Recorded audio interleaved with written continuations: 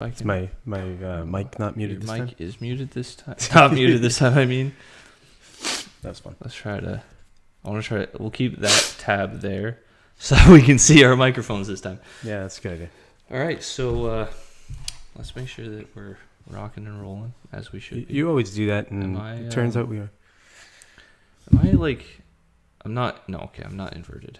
I did that once, and it was like 3 episodes where I was like inverted. Looking the other way? Like the image was inverted. Yeah. So I was completely backwards. I'm like, oh boy. That's fun. So it looks like we're talking, but you're looking the other way. I'm looking the other way. I love that. I do this all the time. Oops, sorry. We are live on Rumble. I know where the camera is. You can. I'm going to squish your head. Squishing your head. Squishing your head. Squishing your head. Squishing out or squish my head. I was screwing around with a girl at work. I took her phone. Don't leave your phone unattended with me if you have an iPhone. I don't know how the Androids work, but the iPhone where you can just slide it over to the left and you've got their camera. Oh, okay. Oh, I'll fuck around. Yeah, I'll fuck around with your camera for a while. If you leave it for a while, I'll fill up your phone. Oh boy. Yeah, videos and everything. So I was doing videos. I had one of those little staple removers. You know what I'm talking about? It looks like it's got the like teeth. Cloth Yeah, thing, a little claw thing. I was doing that. I was eating people. Yeah, she goes, You're a child. She goes, you're fucked.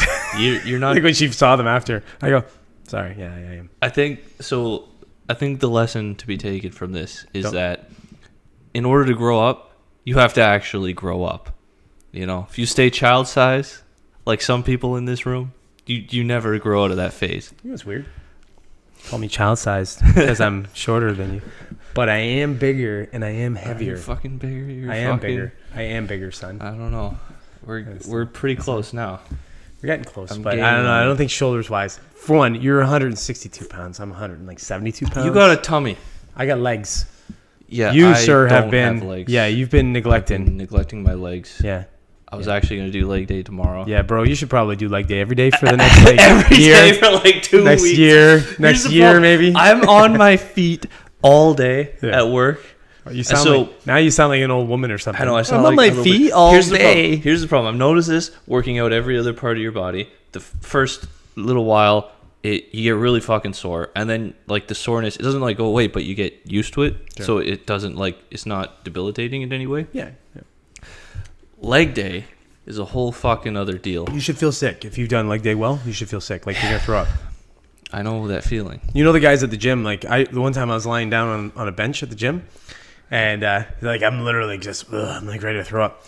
Guy looks at me, goes, "You all right?" And I go, "Leg day." And he goes, "Oh yeah." Like that's all you need to say to somebody. Leg day. That's oh yeah. You just know. Yep, it's leg day. It was funny. Ooh, jeez, I'm hitting my thing. All right, I need to get started on leg day again so that I can do it without, because like it'll actually like I'll have to call in to work. Like I'll do leg day tomorrow, and I might have to call in to work on Monday. Yeah, because of it. Maybe. But I guess get started now. To do that. Ooh. Yeah, you don't know about this. I don't know anything about anything. Okay. I've been, like I said, an ostrich with my head in the sand all week. So it's fun. Thumbnail of the video, or it's in the thumbnail of the live stream that we're doing right now, that we're currently talking about. You just sound like Casey Kasem there. If anybody knows who Casey Kasem is, remember that? I don't. Remember the top 40 guy? I'm Casey Kasem. And we're doing the live thing here. Even the painter guy. There it is. Bob the Builder? No, I forget. Bob's my favorite builder. No, Bob's the best builder. Of all the builders. Bob's the best painter, too. He can fix anything. You ever seen the Bob? I can't remember what his name is, but I don't know. Maybe somebody will comment and let us know. But anyways, he's the guy that whispers. He's like, let's put a little happy tree in here. Oh, Bob Ross. Bob Ross. Bob Ross. Yeah, Bob Ross, the happy... Ross. Yeah. So you sounded like Bob Ross. It's a happy little accident. You'll be the Bob Ross of the podcast world. We should just do a live stream where we follow Bob Ross painting. I'll show everybody just how terrible I am at art. And every time we're gonna say something, we just lean in and whisper. Yeah, like a little asthma. We got a little asthma. He calls it asthma. That's what's funny, man. Asthma. This is pretty cool. I'm Okay. controlling it with my phone now. Oh, he's so excited. He's just done something new. Yes. He's set some spyware on my computer. Well, yeah, that's So for later too. You're hoping that I use this computer for like whacking off. I'm hoping. Sadly, I'll be I able do to not. Look through your camera. I use your computer for I don't whacking even off. want to use this for this part anyway. So you don't know about this. The Simpsons. God damn it. We should probably do something about that. The Simpsons kind of went at Joe Rogan, but it's super. I have so much to say about this. So much to say about this. Is it funny or is it cringe or what is it? It's all of it. Yeah, It's everything. There's so many different angles to this. So this is a weird little article here called "The Simpsons Weird Joe Rogan Parody Does More Harm Than Good." I think the Simpsons have gone kind of. Oh, they're like Family Guy. It's gone too long. Oh, that too. No, I mean it's gone a little like on the woke end now with the whole like getting rid of Apu because or what's his face? What's the guy's name that does Apu's voice? I don't know. Anyways, whatever. It's the white guy that Hank Azaria. Oh, because a white guy did Yeah, Apu. Hank Azaria. Yeah, They had to get rid of. So they had to Apu. get rid of him, right? So I think when they crossed that bridge, that they kind of had to cross all of the bridges, right? Like they picked their side. Yeah, but there's something very weird about this episode. Yeah. So I'll fill you in on what happened. And on one of these paragraphs, this is kind of a long-winded article, so I'm not going to sit here and read the whole thing. But yeah, you know you're getting like massively huge when nobody can leave you alone. Yeah, it's just hilarious. Well, have you heard what's just a slide tangent? But have you heard what's been going on with Tim Pool? No. They've been swatted 6 times. Oh shit! And they had to call in the bomb squad because of a whole new series of events that have been going on. Why do we only hear about this happening on one side? You know what I mean? Like because it doesn't happen on the other. That's side. what I'm saying. Like it's like one likes to play with weird one warfare. Side, like look, it flips, right? There's pendulums, but there aren't any truly terroristic sects of the right now. Like they don't exist. I mean, well, there are pockets. They have to call them the alt-right. Yeah, they got to make it. Well, the alt-right's real, but I'm saying they call everything the alt-right. That's what I'm saying. And the alt-right isn't even terroristic. Like they don't do any of that stuff. But it's like you can find, if you really dive deep down into the internet, you can find groups of people who could be described as pretty extreme right-wing who would or who want to do these kinds of things. The problem is that they don't have any support whatsoever from any direction, so like none of it can manifest. With this, you know, like what we're going to talk about later, the Jussy Smollett thing, you know, he just got let out of jail. Oh yeah. But they, you know, you could do something like that, something horrible like that, at everybody in the left-wing media will just run defense for you as best they can, right? You don't have that on the right. In fact, that the people on the right will criticize people on there because they're trying to compromise because they're the good faith actors. The other people are like, well, we're going to keep pushing a little bit further and take a little bit more. It's kind of like one side's organized and the other one isn't. Yeah. You know what I mean? Yeah. Well, one side, communists are very... Okay, so... Well, because they take a different approach. They take the, the moral high ground approach, right? Yeah. Like we're better than them, right? So it's easy to get people... Works on dumb people. Well, it's easy to get people all riled up when you use emotion, right? Yeah. If you're using logic, it doesn't. Right? I make this argument all the time where when I'm trying to talk to somebody about taking the emotion out of something and just kind of using logic. I've done that my whole life, which makes me rationalize bad shit that's happened to me, right? But anyways, carry on. So yeah, this is this episode's plot. I'm pretty sure this paragraph is just describing the plot. It was set up to be a simpler, classic sitcom story about escalating misunderstandings resulting in catastrophe when Homer accidentally left Santa's little helper in a hot car through no fault of his own. He's still alive? Santa's little helper? Holy shit. Oh yeah, and Bart's still 10 years old. Well, yeah. When Homer, his antics were caught on camera, and he was publicly shamed and and an embarrassed Homer attempted to apologize, which led to another mishap as he accidentally knocked Reverend Lovejoy out a window, leading Homer to lose his job and face widespread social isolation from former friends, coworkers, and even his family. This eventually led to Homer encountering an obvious parody of Joe Rogan in a spoof that ended up backfiring. So, like, obviously... This might be where the Simpsons jumped the shark. You know the term jump the shark? Vaguely, not really. Oh, okay. So it comes from Happy Days. Back when Happy Days was on. Obviously, way before you. But there was an episode where the Fonz literally jumps a shark. I've never seen the episode, but that's the gist of it. So it's when they decided that Happy Days took a bad turn and started to go towards being canceled, essentially, when it was basically finished. Maybe this is when this show sort of jumps the shark now. Well, it's weird because it had to eventually, though. Like, think about it. It's been on... How long's Simpsons been on the air? 25 years? 33, I think. Well, 33 seasons, if you... I guess it's years, yeah. Yeah, so... Holy fuck.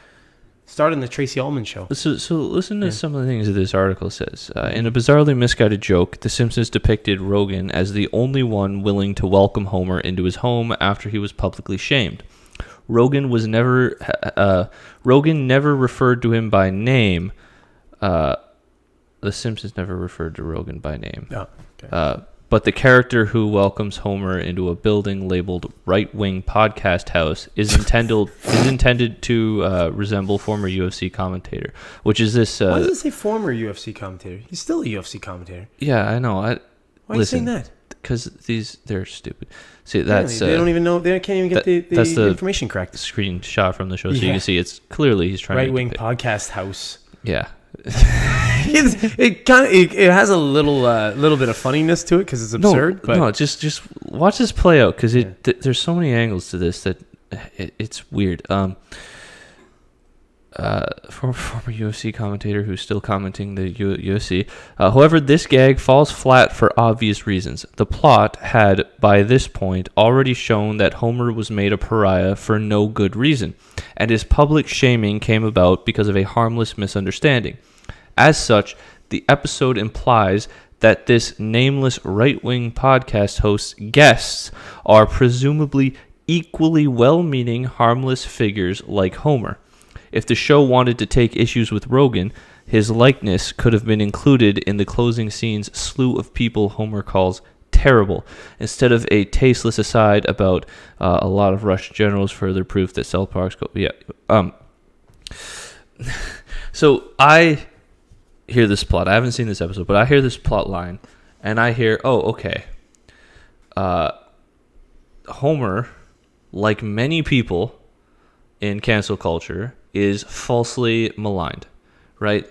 Some unfortunate circumstances, whatever, that are outside of his control, lead to him becoming a public pariah, and so everyone cancels him. He's no one wants to talk to him. He loses his job and everything, and then the show shows Joe Rogan be like, "Oh, come and have a conversation," right?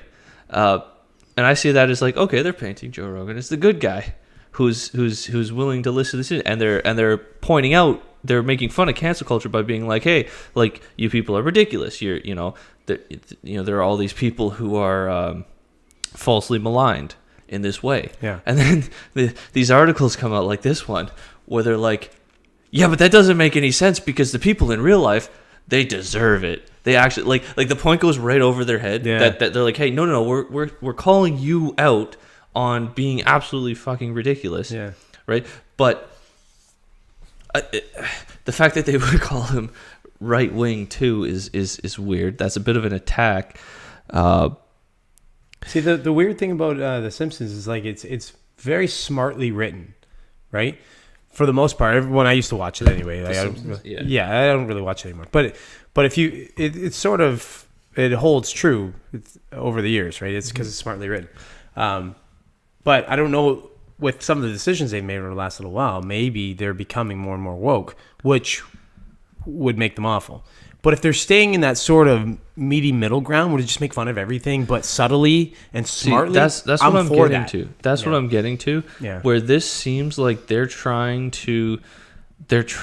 their best to bridge a gap and they failed on all fronts. Yeah, like they're going for the absurd. Right. Well, they're making fun of the people doing cancel culture, but then they're also like calling Joe Rogan a right-wing podcast host. Yeah. And so everyone's like, okay, well, you're maligning Joe Rogan in this, and all that. But then the other people are like, well, you didn't go hard enough on Joe Rogan. You're kind of making him out to be a good guy because Homer was falsely maligned, and they're like all the people in real life, they're justifiably maligned. And it's like it's just two parallel worlds that don't mesh at all, and they're trying to bridge a gap that just can't be bridged. Because even if you build that bridge, people aren't walking over it. You know. And so this article says some weird stuff like, if the show wanted to criticize a famous figure as large an audience as Rogan, the satirical point would be sharper if they named the commentator himself rather than obliquely referencing him as a generic right-wing podcaster. Given his huge platform and fame, naming the host would have been more effective, particularly when it's easy for Rogan to simply reject the label right-wing, as he has done before, despite featuring right-wing speakers on his show instead.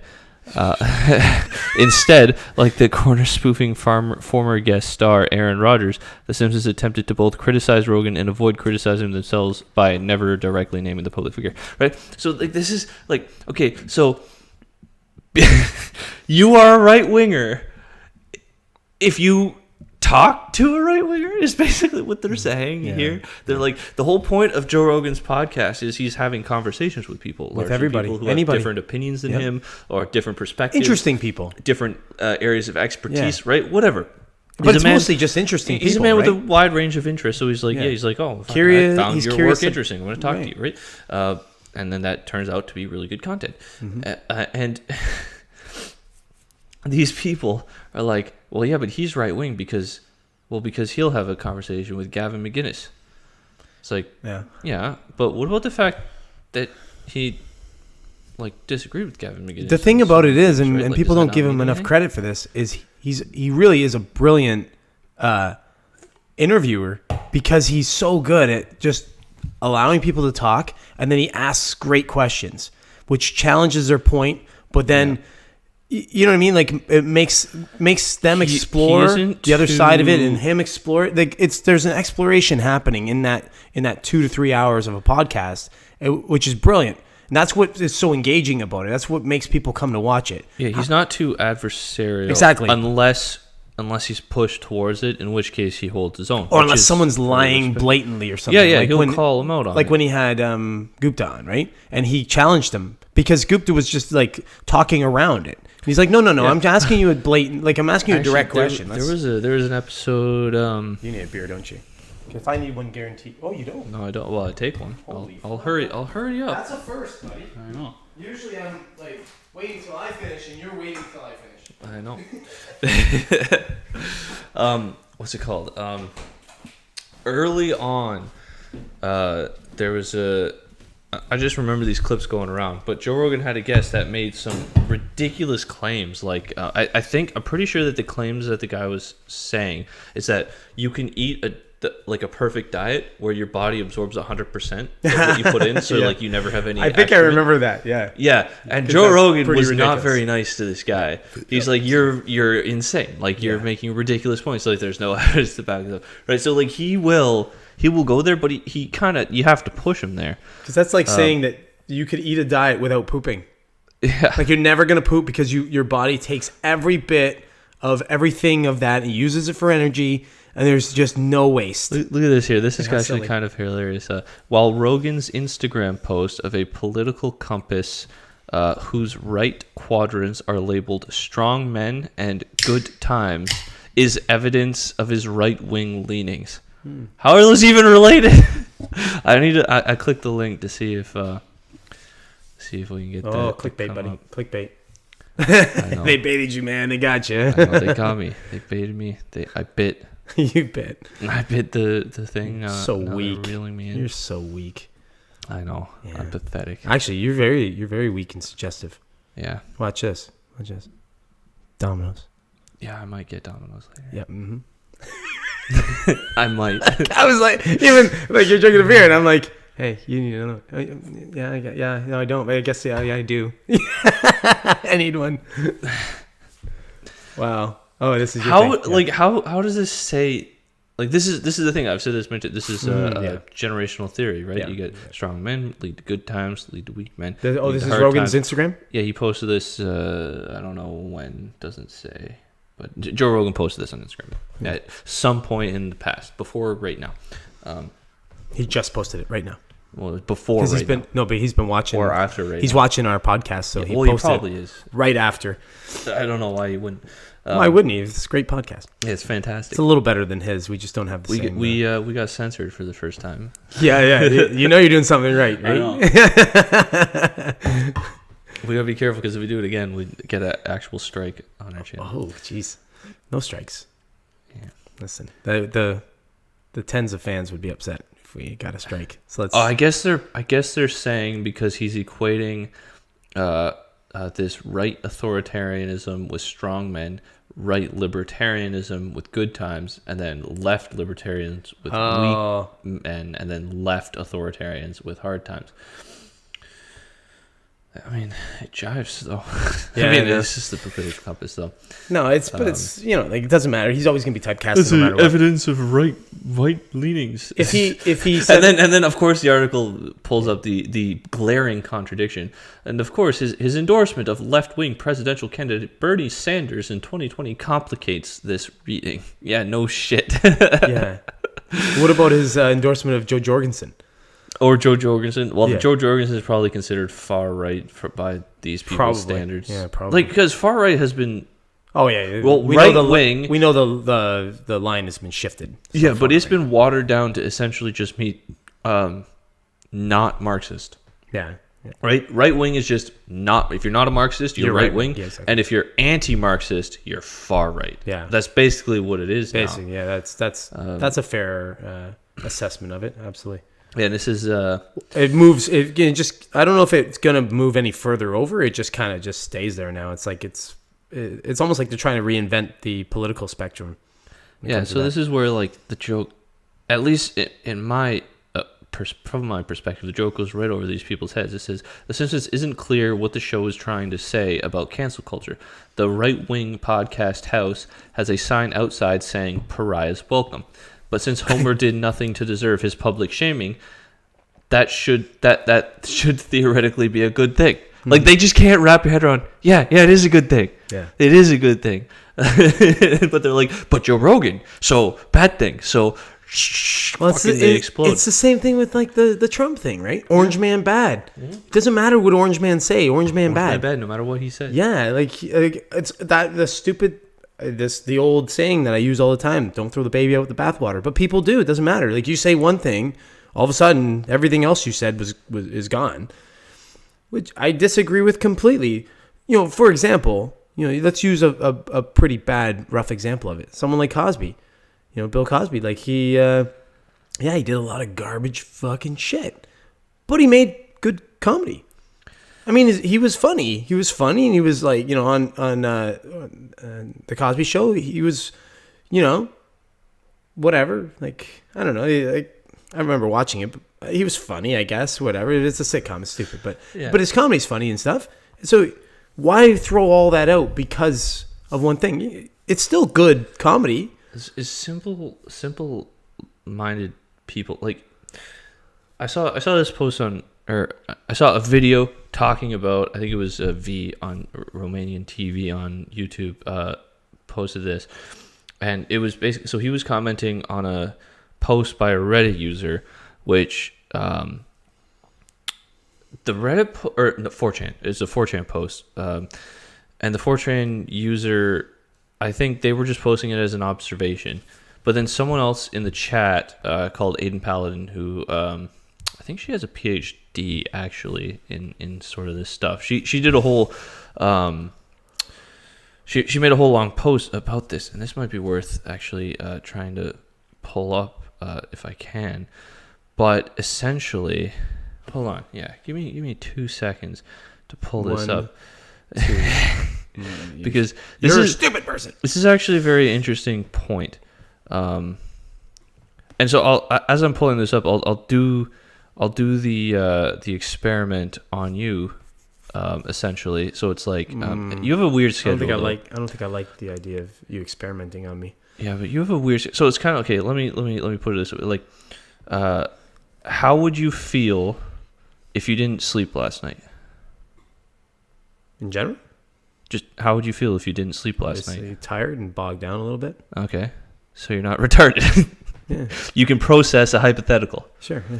This is an observation that there's a lot of people out there who cannot process a hypothetical. Oh. So here's. Well, we've talked about this many times about being able to process hypotheticals and doing it on the regular basis. Like, remember I've said I've thought of sort of like weird things. Like people would say it's fucking weird. The idea of like stabbing somebody, what that would feel like. Yeah. And having that reaction, like reaction, right? But if I have never tested myself with the hypothetical idea of it, I might never really know how I would feel about that. You know what I mean? So I do that all the time. So yeah. I think a lot of people don't.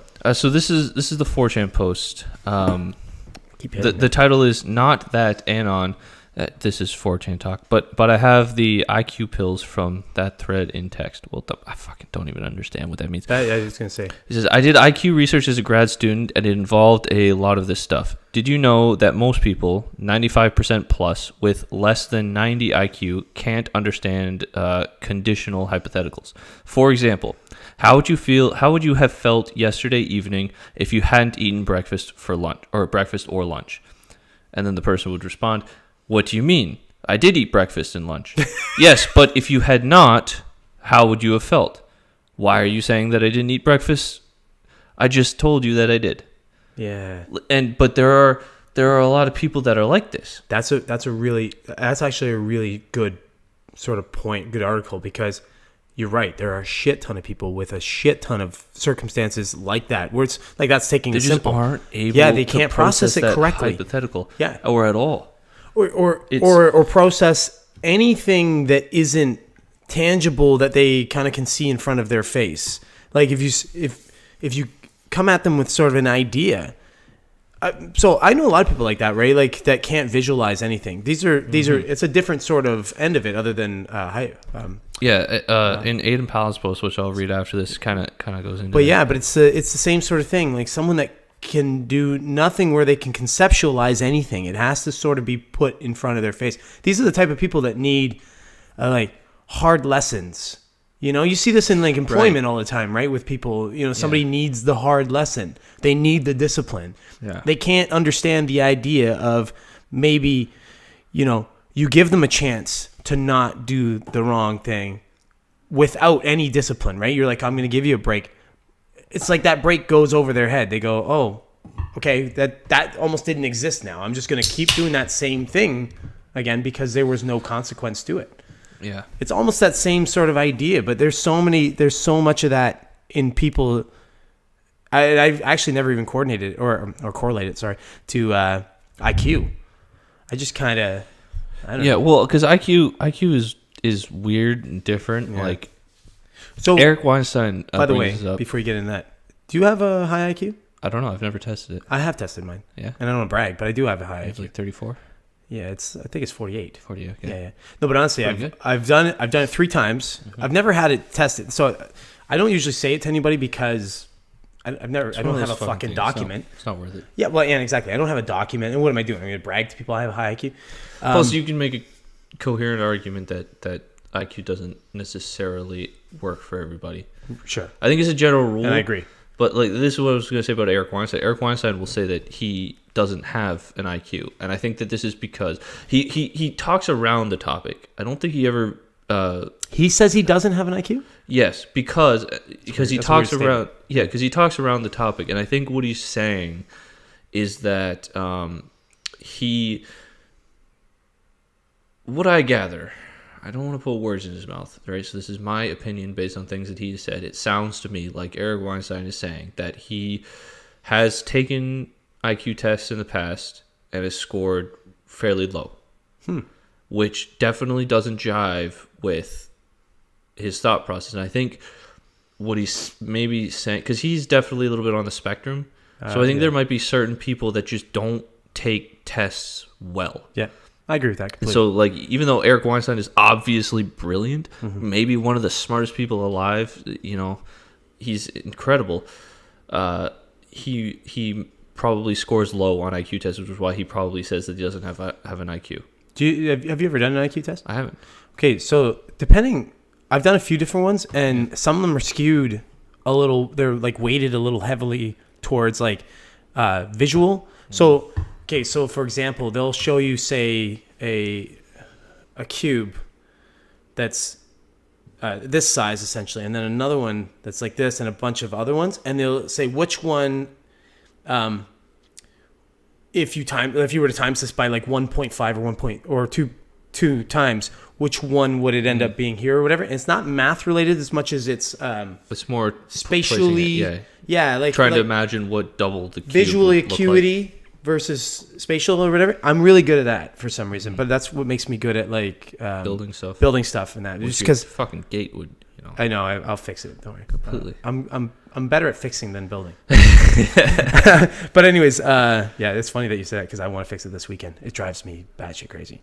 Yeah. I just have to get a better latch latch system because that latch. The latch works when it's warm. When it's warm, exactly. But that's the problem with that. But that does that to all your doors and shit too. You notice like your interior doors, they'll stick and stuff, and people don't realize that. And they start adjusting and fucking with it. Contrasting. Yeah, and they swell and stuff. Expanding. But anyways, yeah. So a lot of them are kind of skewed in that way. So I'll do well with those kinds of IQ tests, and I've done well in the 3 that I've ever done. But again, I've never had a quote unquote expert give me an IQ test. Yeah. So I don't know. It's hard to say. You know what I mean? And so I've always looked at IQ. You have the element. It's like too. Like how much of an impact does it have that you're taking an IQ test and maybe you're nervous about getting a low score, and so you fuck up a little bit, right? I've never looked at an IQ test as something that's like a strong indicator of IQ definitely correlates with things, but I think it's mostly it's more.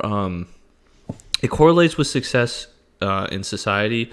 I think because what they're testing for are generally things that will, if you're good at, you'll excel in society, right? Compared to other people. But like you could be like brilliant at something, you know, maybe score low on an IQ test. But that's like a trope. There are so many people like that are like morons about everything, but you bring them any kind of fucking engine and they can fix it. So I call those idiot savants. Yeah. But there are people. So I always use these 2 terms. I say someone can be intelligent but stupid, or smart but not very intelligent. Yeah. So there's like book smart versus like sort of life smart. It's like you have a PhD in physics, but because of that, you don't know fuck all about anything else because you spent 20 years studying complex math. So I went out with a girl that was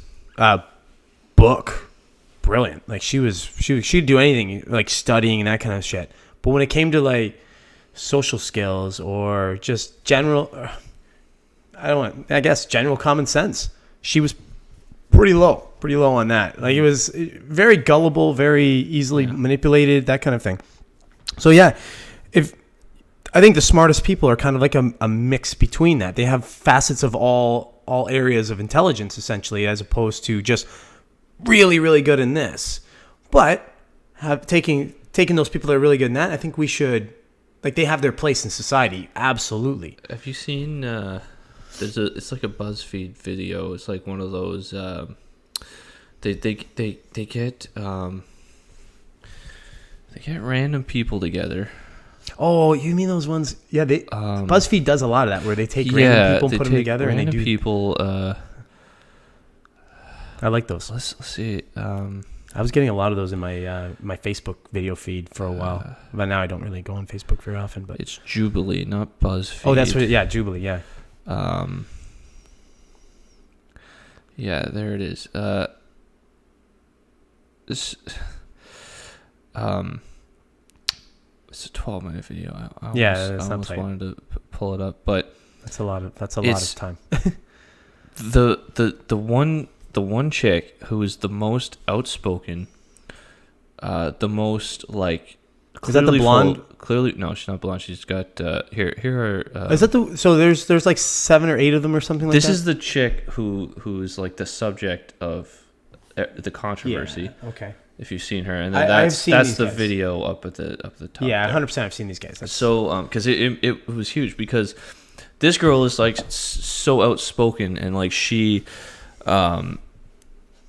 she's all constantly bragging about like she has like a PhD or something and like what she does for her job. Like she's just bragging about everything about her life. Clearly, like full of herself kind of person. And low self-esteem. Well, Anybody has those to do things that. usually correlate. Yeah, right? anybody has to do that. But she, in the rankings, right? Because they ask everybody to sort of kind of, okay, who do you think? Because they kind of talk about what they do and everything, and they kind of like who has the highest IQ, who has the lowest IQ, and it's hilarious because the guy that she ranked as the lowest IQ was like the second highest IQ, and she ranked him there because like he was like a military dude and stuff like that. But Yeah. Obviously that Almost the same thing as like with Rogan, right? Where somebody would look at but him as she a put jock. herself at the top, Of course she did. Yeah. and I don't think she was the bottom, but she was like second or something. Like she was one of the lower IQs. Wow. And it was just, it's just hilarious. Like that's that Dunning-Kruger effect where it's like you're completely unaware, you're just completely unself-aware, and it's always the lower IQ people who are like that. It's fucking weird. Most people that are like, say, not socially or socially awkward or are arrogant in that way are that way. They're very not self-aware of how other think people people who perceive are- them because they're pushing their perception of themselves or what they Yeah. want people to perceive of them. They're They're pushing pushing them down other people's throats. So like, Yeah. I'm really smart. And a lot of people just go Right. along with what's going on, right? Like, that's why I think the people who are more socially awkward, not always, but in general, are the smarter people in society. Simply because I think what's going on is the people who are socially awkward because they're thinking about too many things instead of just kind of living, kind of just being like this. This is something that I've learned because I was always very socially awkward kind of person, somewhat. So you have a kind of a unique perspective on it then, I guess. Yeah, because what happened to me ultimately is I just at a certain point I realized like, okay, if I just be this fucking introverted, like fucking stay inside and be afraid of people, I'm never gonna have any fun. Mm-hmm. Right? So I'm like, all right, so how about and I realize that all of those fears and anxieties and everything that come up in these social situations, they're completely fucking irrational and they're pointless. So I'm like, okay, just fucking ignore that shit and just go do it. Kind of like practice, right? It's like you kind of put yourself in the scene, you get Building better. a muscle. Yeah, so and so what I've learned is like the more you just kind of exist, the more it's like you don't come off as like awkward or weird because you're just kind of there being you. But when you're thinking about all of these nuances in situations and you're like you're focused, instead of being focused on the here and the now and what we're doing, you're focused on how people seeing me, how should I act to be perceived in this way, or how, right? Here's a simple example of that. You ever walking through somewhere, not thinking about it, and then all of a sudden you think people are watching you, and you all of a sudden feel like, yourself stiffen up a little. what? Yeah. Oh, is this how I walk? And then exactly, you're right. You forget everything, right? Yeah. That's exactly what I think is I going do. on. It happens to me at work all Yeah. the time because when I go to the lunchroom where the way I have to go, I'm walking through like this open section where there's two large areas of people just doing their thing, right? And I always, as I'm walking through, I'm fine for like maybe halfway of the walk, and then I get the other half of the walk, and I go, I wonder if people are looking at me, and then the immediate sort of like thought of that just starts stirring in my head, and then I feel like I'm walking funny. I feel like maybe now I'm clenching my bum cheeks. Now you're overthinking. Right. And that's why, yeah, I think in general, the people who are more socially awkward are generally smarter because that social awkwardness is just a sign that their brain is doing more. Their brain is just doing more in that situation. Obviously, probably makes them look fucking retarded, but it's maybe a little bit more justified. I think it's the hotness versus crazy level for Yeah. women. Yeah. Oh, you got the scale. Yeah. Yeah, that scale. I think it's kind of the same with like when you talk about it's like social awkwardness versus like intelligence. Excuse me. So there's that, of course, that nice, perfect spot where it's like you're not socially awkward, but you're as smart as you can be. That's where you're kind of aiming That's for, the perfect, right? That's the intersect. That's the intersect right there, right? Like my buddy Art, well, you met him obviously, right? You know he's a fucking intelligent guy, right? Like he's a crazy intelligent guy. He's always been intelligent. When we were growing up, I always felt like he was a little bit socially awkward. Not crazy at all, like just mildly. If he's watching now, he's gonna tell me to go fuck myself. But anyways, I always thought just a little, like he's a little touch, and I always thought maybe because he was an only child or whatever, right?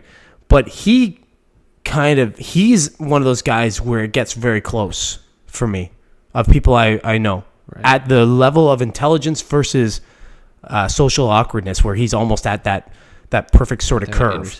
Because you wouldn't really know it unless you knew him. Like I've known the guy for 32 fucking years or something now, right? So I've known him forever. So I might detect it more so than anybody else, but now like you might not even ever detect it. Right. But yeah, it's part of it too is developing over time, right? He's probably better now. Oh, than he was when he was fucking 20. Yeah. Oh, absolutely, 100%. Yeah. I mean, he's hilarious. Like you're around, especially when he's drinking a little bit and he loosens up. He's hilarious, right? A little loose, loosey goosey. Even Chrissy's like that. Like she's not that she's awkward, but she's more reserved, she's quiet, and a little quiet, and then bang, outside. Get a couple drinks in, and boom, there she is. And it's funny. It's funny how you see that with alcohol. It releases inhibitions of people, but it just you can get to see. Oh, shut up. That's what alcohol is kind of like a truth serum. Yeah, for sure. Yeah, you see what level of retention there is in somebody when you unleash alcohol on them. Right, you know what I mean? Like if you get somebody you don't know, and then all of a sudden they have a couple drinks, and you see that they've changed massively. You go, holy shit! There you are. That's the person. Yeah. That's what you're holding back most of the damn time. Yeah. You know, so you see that level of that, right? Yeah, and I mean, obviously it's heightened too, right? Like there's a heightened, but I'm saying like those couple drinks before you're drunk. Yeah. Like before you even like heavily buzzed, it's like that's the sweet spot. Yeah. What's your tipsy? There's the sweet spot. Yeah. So I'm going to read Aiden Paladin's post on Aiden Paladin? Yeah. Okay, because you said it fast first, and I didn't bother. Paladin, yeah. Hey, that's the doctor or whatever? Yeah, I think so. I don't want to over-credential her? So this is in response to that. It's been to that 4chan post that I read about the IQ conditional hypotheticals, and she says that it's called... We can probably just get rid of this now. It's funny that you just said that. I was going to say get rid of that. Oh, that's called telepathy. Apparently, yeah. We're with each other once a week at least. Oh, wait. So did you do that loop in the fence? Yeah. Yeah. So that was a weird synchronicity for me, because I thought that's weird. And I was going to do it, but I was already walking away from it. I was like, I'll do it tomorrow. And then in the morning on my way to work, I forgot about it. But when I got home, it was done. I did it 3 a.m. when I came back. I was out there fucking around with it. Yeah. So like literally the day after I had the thought of like, oh, I bet you can just do that. You fucking did it. So that's like a weird fucking synchronicity. Yeah. But anyway, Ian Paladin says, I think our periods might link up soon. It's getting close. It's getting close for sure. She says, I think it's just called conditional reasoning. I'm not super familiar with the data in that area of study. However, I do believe it has been linked to cognitive development to some degree. I would imagine that, although I cannot find an extant study that addresses this, those who struggle with conditioning reasoning may also be those who struggle with inner experience. Inner experience includes things like inner speech, inner seeing, and unsymbolized thinking, and seems to be associated with capacity for mental rotation, being able to visualize an object in your mind and rotate it. I'm not really sure about the correlation between these phenomena and IQ, although there are a few older studies on conditional reasoning and IQ in child development, but it seems that there are just some people who have a difficult time comprehending hypothetical conditions, and I would imagine, again, just my own hypothesis, these people probably also generally do not inner monologue much, if at all. as such conditional reasoning seemingly requires internal narrative. And given that those who struggle with inner experiences verbally also struggle with inner experiences, or visual inner experience, those who struggle with inner experiences verbally also struggle with visual inner experience, are more likely to have problems being able to imagine a hypothetical or conditional scenario. Again, the terms to look for here, and maybe I'll do another video on it since it is an interesting topic, are conditional reasoning, inner experience, and then something like mental rotation. And then she posts an edit. Also, I would imagine there might be a link here too to the phenomenon of solipsistic introjection, which is planning out conversations with others ahead of time. Do you do that? Yep. I do that. Oh yeah, me too. I do it tons. Yeah. I'm always walking through scenarios and I'm always having conversations with people in my head. Sometimes I even do it with like joke scenarios. Like, I shouldn't say sometimes. I do it a lot with joke scenarios, right? Like, it's almost like I'm working it out in my head, and then I'm like, and then would this be funny in this scenario? And then and then if sometimes when the scenario will avail itself, I'll have it, and it'll just pull out. So people will think a lot of times they'll go. I've had people say to me like, "Oh, you're witty" or whatever, and I'm like, and I almost want to tell them I'm doing a lot of back work. Yeah, like I'm witty because I've been fucking working on this material for a while. Yeah, you know, but it's all on the inside. But it's weird to me because my experience is very inner. Me too. Right? Like they talk about like the rotation. Like I can imagine an object and rotate in my head easily. I can imagine the entire interior of my car right now and too. like go through it as if I'm flying through like with the fucking. I can't do it to the point where it's like it's absolutely clear. Like I don't have a photographic type memory that way. But I know I'm like you. Like I can do it. And I get the gist of everything. Photographic, because I wouldn't necessarily photograph. Like I can imagine, like I'm imagining the inside of my car now. Yeah, there are probably details that are different if I were to sit in the car. Yeah, but it's good. Yeah, me too. Like it's very clear. Like I know where everything is. Yeah, me too. And all that jazz. But some people have an absolute photographic memory that way, where they can and that's weird. But what I can't wrap my head around is just the people that don't have any of that. Like none whatsoever. Do you think they're more free? So I had a guy. Free. I don't know. I had a guy. I would argue less free because. Well, hold on, but think about it this way. Think about it in these terms. So I had a guy that worked for me.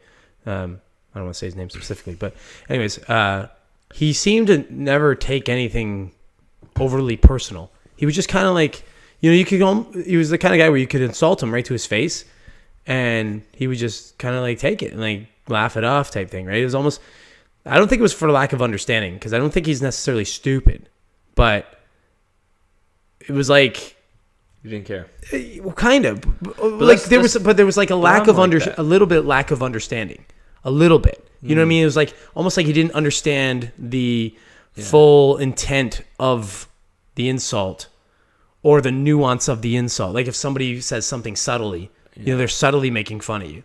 It's almost like he didn't get that, right? Because I remember the one time he freaked out on me because I called him a gossip queen about something, and he lost his shit about it. And I thought, wow, we got this guy riled up. That reaction is a sign that he's maybe not understanding. Yeah, but I think that would make him less free. But I don't know. But my argument, I'm like that. Well, my argument because if I don't give a fuck about you, there's literally nothing that you can say that's going to get a rise out of me. Because I'm just like, okay, whatever, I don't care. Come on. There's literally nothing. If I don't care about you, I don't care. But like that's something that you have to work on, and like I've gotten to that point. But like genuinely, so if you had somebody like do something to you, do something to me is a little different than like a comment. Okay, all right. Well, if somebody like told you to go fuck yourself in traffic or something like that, would that you just? I really don't give a shit. Wash right off. I mean, if I did something to deserve it, well, that's different. Feel a little bad, but if it's random, I don't know. Like if I'm walking down the street or someone says something. Well, let me make an example. Like somebody cuts you off in traffic and then flips you the bird and tells you to go fuck yourself. That would honestly make me laugh because that pissed me off. Yeah, see, to me that's a hilarious situation. I'm like, what kind of a person? That's are insult you? added to injury, right? Like you've cut me off. If you just say, hey, like you just do one of these, it ends it. Like I can let the because I know it's an error, like you made an error. But if you cut me off and then flip me off, basically you're telling me I cut almost in some sense. I don't care. I cut you off, or I did it on purpose. Go fuck yourself. Now I want to punch you in the face. right? But if somebody does it unintentionally, it doesn't bother me at all. To me, genuinely, that situation would make me laugh, because to me, it's hilarious that a person would be so unself-aware of, like, you genuinely just did a douchey thing, and now you're being a douche about it. It's like, you couldn't write you in a movie. I want them to get them to get some immediate karma for it. You know what I mean? Yeah, I just don't care about them. Yeah, I don't think about them. But that's something I've worked on. But hold on, and there you go, and you're making my point for me. Yeah, that's what I mean. The freedom from it. Like, that's freedom. Yeah. So I'm burdened with the fucking anger of it. Yeah. Like, I'd love to get rid of that. I've transcended the anger. Ooh. But that's true though, right? I like what you did there. But like, I'm still living in the monkey suit, and you I'm that. much more Zen monk about things. See, I am. I guess it's because, like, I see things on a much greater scale, to where it's like those. But hold on, those little things on a now hold on a second though. I'm sure there are things that fucking bug you, right? Well, it depends on what it is, and that's what I'm saying. It depends on how impactful it is. So my point, my original point is, like, you and I maybe have different things that will bother us to the point of it getting us pissed off. That, right? But someone like this guy that I'm talking about, who I won't name names, John. Yeah, we'll call him. Actually, it's kind of funny. He's actually named John. Well, sort it's of. A real John. Sort of. It's sort of. John's a real guy. Sort of. I'll tell you after the podcast, and you're gonna laugh. But anyways, I almost think of somebody like that a little more free, because they like, he seemed to have this like almost like Donald Trump. They call him the Teflon Don, right? I think to a certain degree, certain things don't bother him either. You know, he has this whole egotistical approach to everything, but almost like the insults don't seem to bother him. I just spit when I said that. Don't seem to bother him, because in his mind, he's like so much better than those insults. Like, they don't, you know what I mean? Hold on, but is he better, or does he not understand that? In his mind, I'm saying. Like, in his mind, he's like, fuck, I'm a billionaire. But wait, hold on. Who are you talking about now? Right? I was alluding to Donald Trump. But so this guy that I'm talking about, the real guy that I'm talking about that I knew. The guy that would cut you off? Is that no. Or the guy who the guy that worked for me. The guy that worked for me. Or who you alluded to maybe doesn't understand that he's being insulted. Right, so, like, I would say, if he doesn't understand he's being insulted, I would say that implies that he's less free, because he just has less data to go off of. And then when you do get to him, if he does react explosively, I would say that he's more id. So more reactionary, more impulsive, more monkey, right? Yeah, more monkey. Rather than someone like maybe me who gets the insult but can't be bothered to escalate a situation because it means nothing to me, right? In my life, yeah, but you had to train yourself to do that. Oh yeah, absolutely. Absolutely. And I'm not saying that I was born. There are probably other things that would bother you, and might get an explosive reaction.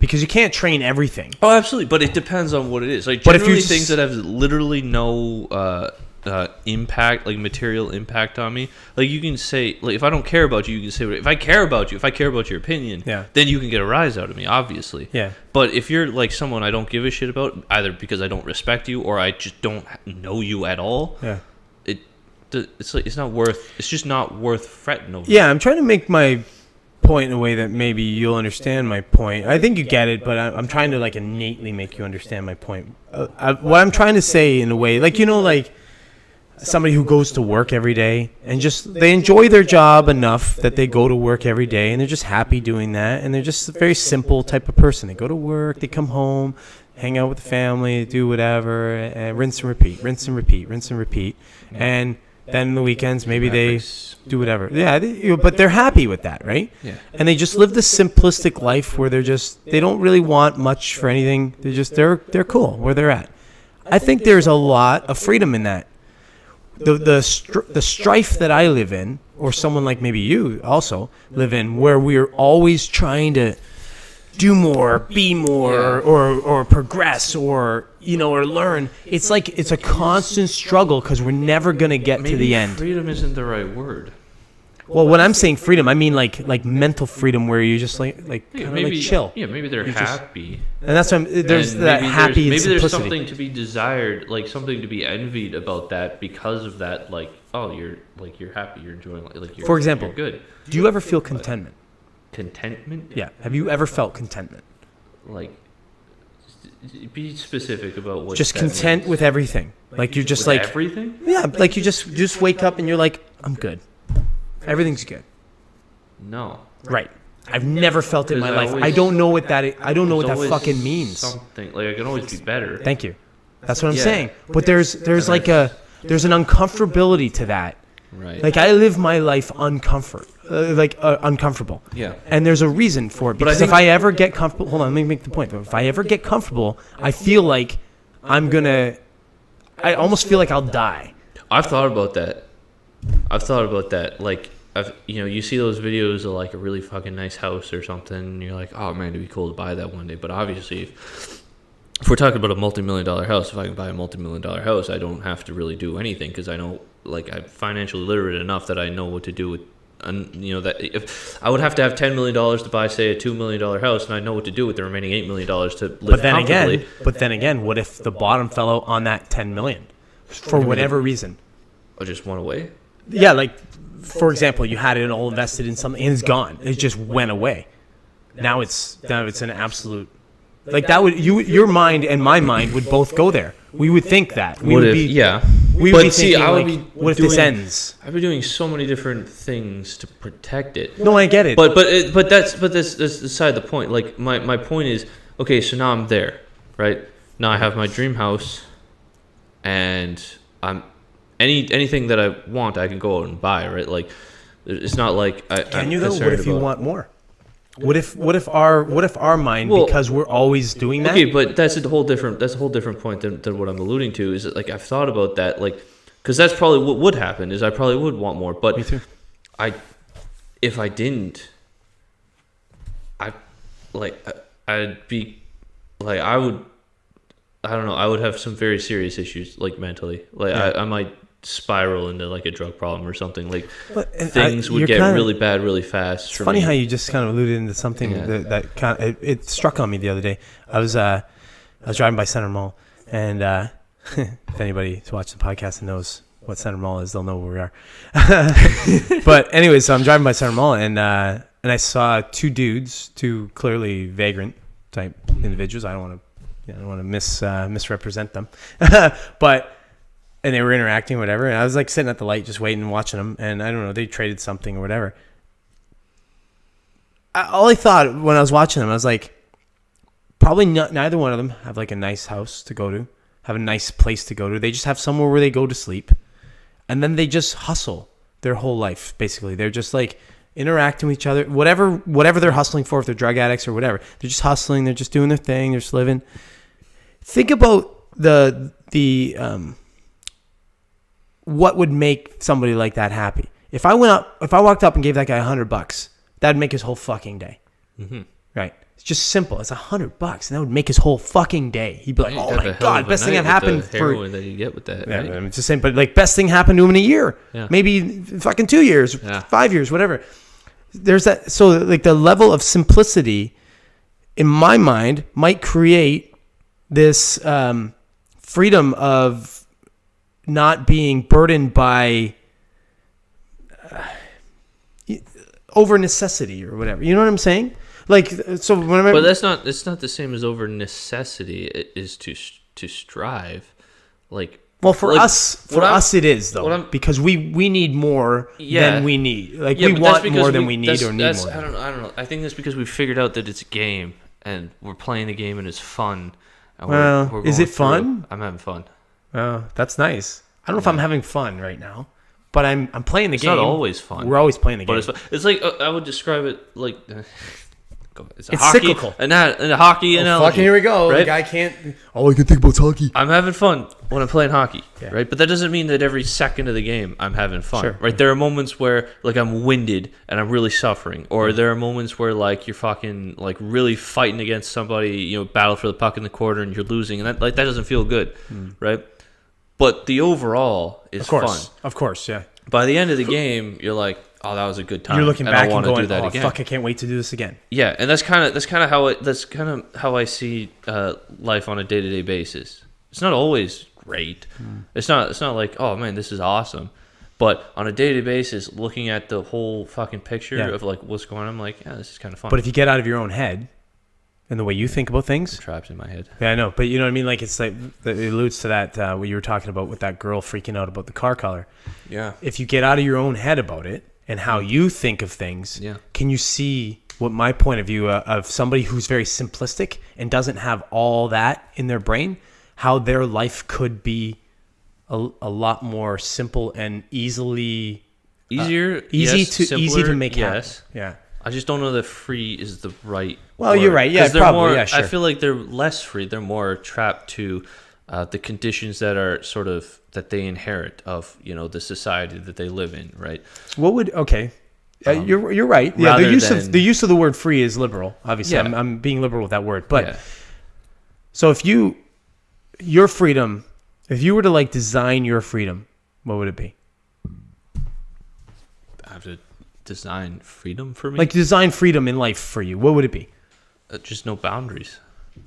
So, yeah. So like you're not bound to a job. You're not bound to anything at all. Yeah. So like if I want to start a company selling protein powder, I can just go and do that. But you'd be bound to your employees. Yeah, like I would be creating boundaries. But okay, are the boundaries put there by me or are the boundaries just there? So it's control. And that's different. So if you break it down, then your freedom is control. Yeah, I guess. Yeah, That would be, yeah. Because some people's freedom would be like zero responsibility. I want some asshole washing my ass for me every day. Like, I don't give a fuck. You do it for me. I eat bacon all day. Bacon and ice cream because I love bacon and ice cream. And you wash my ass all day. It's a combination. That's a bad idea. No, I agree. Yeah, I agree. Why do you think I avoid them? They're both my favorite fucking things to eat. I love bacon and ice cream. Oh my God. You could, if you, bacon flavored ice cream sounds disgusting, which is funny because they're my two favorite things. But it sounds disgusting. Sounds disgusting. But because like the salty end and the sweet end for me, I like keeping them separate. Different, yeah. But yeah, so like that wouldn't be my idea of freedom either. My idea of freedom is something like yours. It would be the creation of things that I want to create and having the freedom to do so. To do it, yeah. Yeah. And not be constrained, because like that would be entirely financial too, right? So like, say I want to start a company and it's selling protein powder, like true freedom would be not even having to fret about, you know, I don't know, whatever initial investment you need to put into it to do it. So if it fails, whatever. Yeah. I still get to, you know, I still have my house and I still can buy food and virtually anything else, right? This is why I think we align fairly well with the idea of like the philanthropy idea. Like I'd want to have this entity over here, and I would honestly I wouldn't even want to have to look after it. I'd want to have somebody looking after. Thing. What's that? Like a self-sustained thing. Yeah, but I would have someone that I employed to look after my interests, and I would take care of them very well, right? To do so. So it's like our interests are aligned, right? Mm-hmm. They're doing that, taking care of my nut essentially, and then I can do the passion projects that I want. And then I'm putting all my energy and all my focus into making sure that these things are happening, but for which I don't have any, I have the only stake in the game on this side, on the philanthropy side, is it's based on my my sense of accomplishment and my competitiveness. Because I'm like, I want to make this the best ever. And I want to make the people that are doing it with me, I want to make them better for it. Like if I'm paying them, I'm good with that. Yeah. I'm fine with having, like, I don't believe in absolute nonprofits. Like I think they're stupid. Like I think the way they should be set up, because you get people will steal from them and do different things and pilfer. But if you set up a company in a way that somebody doesn't need to profit from that company and has no desire to profit from it, but pays everyone else in it, then anything that generates as profit out of that company that would go back to the CEO or owner of that company is dispersed to the philanthropic idea of the thing itself. I think that would work perfectly. But where it screws up is you get these nonprofits where people are volunteering. And yeah, maybe they're hot for a little while and they're volunteering, but then life gets in the way and shit, or maybe they now need money for something. They see opportunities, they start to take from that nonprofit, And you get shit like you see with the United Way and stuff, Ultimately, right? I think for profit, you know, I shouldn't say that because I don't want to put the United Way out, but markets, I was just using that name as a... I think markets can solve pretty much anything. Yeah, no, I agree. think they can solve anything if you do it right. You know, you can't have a completely free market, obviously, because it's all gonna, you know, funnel to like Amazon, right? Mm-hmm. But I feel like everything, you know, even we've talked about this. How do we solve the political system? Well, if we localize the governments and, you know, say divide all of the states into like, give them like way more power in their, like, we're just marketizing politics. You know, that's what that idea is doing, and there's, you know, the free market would probably solve a lot of these issues. And so it's like, yeah, you like that for-profit incentive in a free market is, I don't know, magical. Mm-hmm. It's magical. Well, it used to work, but then you get bad players for years and years and years fucking around and changing the the regulations and shit, you know, and adding regulation. A lot of people think this. There's this idea that deregulation is somehow going to fuck up things. People, it's this. It depends on what you're doing, right? Because like the United States healthcare system is as shitty as it is because of over-regulation. But that's what Trump saw, and that's what like Reagan saw it too, right? Yeah. Now, I'm not saying either of them were right in their deregulation, but they saw the idea that there was over-government. And then you get different government, but it's not even just Democrats. I'm going to just point out Democrats. I'm going to say it's obvious. It's Republicans as well, right? That will come in and go, no, we're going to regulate this, we're going to regulate that as they see fit, and they screw up what you're saying, the free market. Because people overall will make good decisions.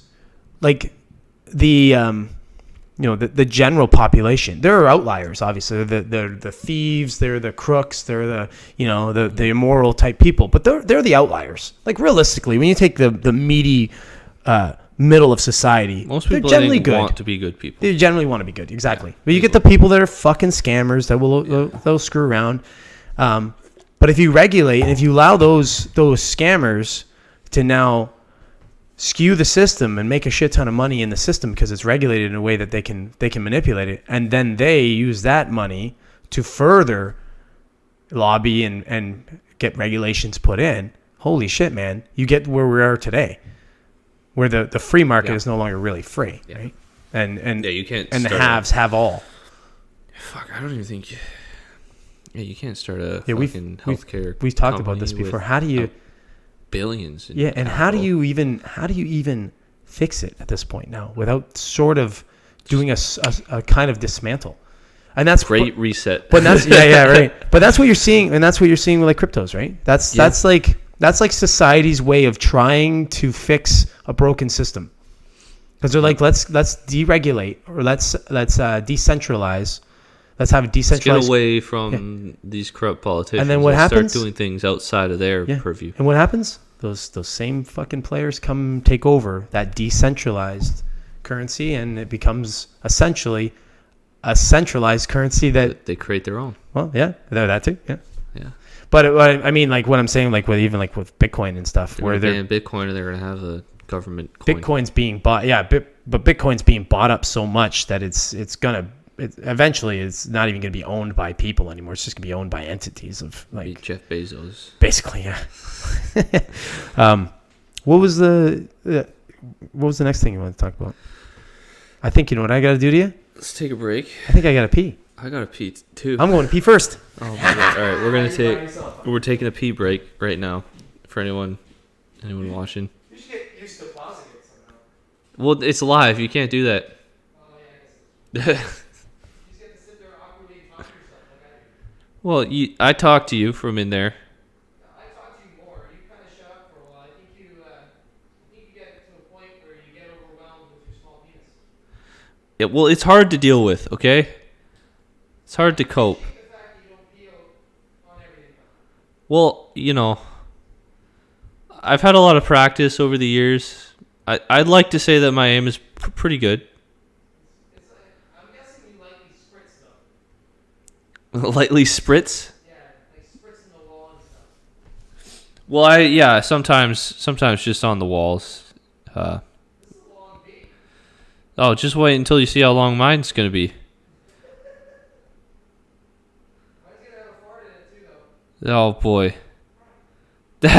I heard that. That's what happens when you pee, man. It releases everything. Everything just fucking falls out of you. That's why sometimes when you're peeing, you have to poop. You don't know 100% until you start peeing. You're like, oh shit. Then you're like, yep, there it is. Yep, it's happening. I have to do it. I'm gonna wash my hands. Oh my god. Well, let me at least pee on your hands. You want to pee on my hands? Well, it'll sterilize them. That's true. It'll be good. If I ever get bit by something, I'll let you. This is gonna become like the. It's gonna become like a what's that sound? Like a fetish podcast. Two dudes peeing. You can see that on our OnlyFans. Yeah. Two dudes peeing. Just have the pee can. It's your turn now. It's my turn. We should have high-fived Yeah. on the way through. We'll do all podcasts and just sword fighting the whole time. Oh, that reminds me. Anytime somebody says sword fighting, that reminds me of my brother, unfortunately. Because, well, he's dead. But so I don't want to be reminded of him all the time. But it's one of the last texts we had was right around his birthday because he killed himself 2 days after his birthday, right? Which you know, for anybody who's listening. But one of the texts we had were something about sword fighting or something, or crossing swords. I can't remember how the text went. I have it on my phone, but and I'm like, yeah, I go, mine's bigger, or no, he goes, mine's bigger than yours. I go, oh, sadly, something we'll never actually prove.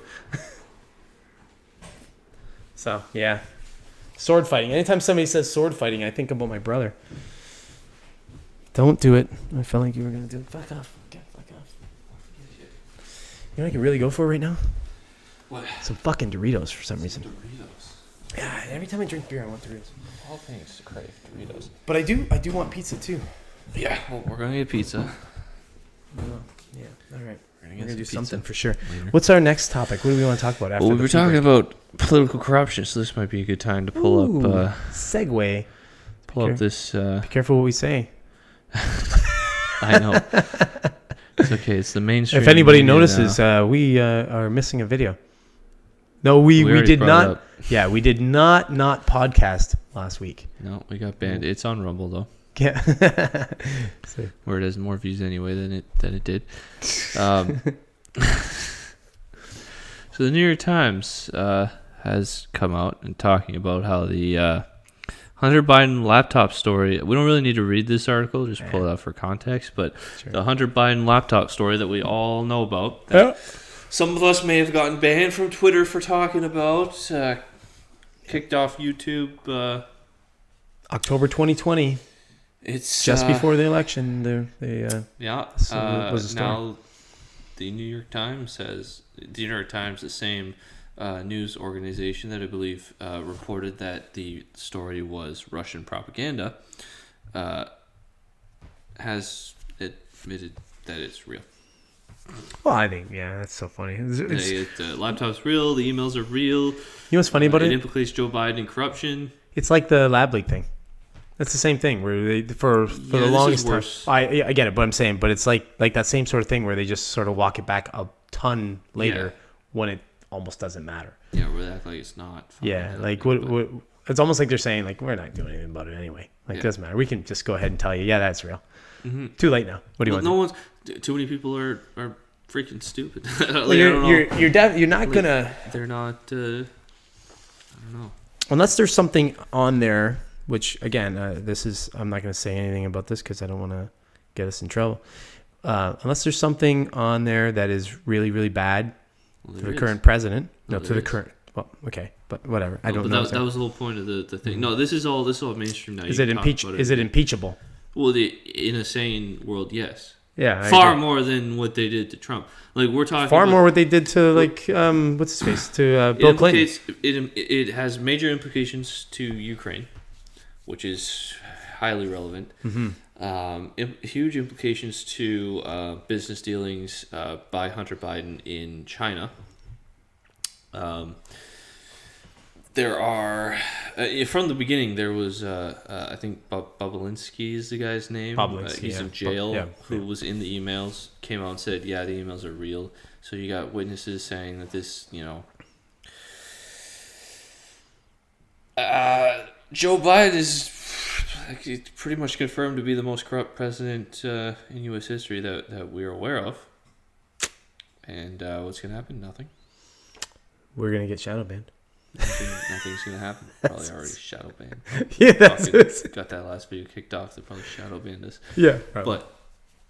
But, what do you do about it, right? There's no... I don't know. They're just... People are dumb. They're...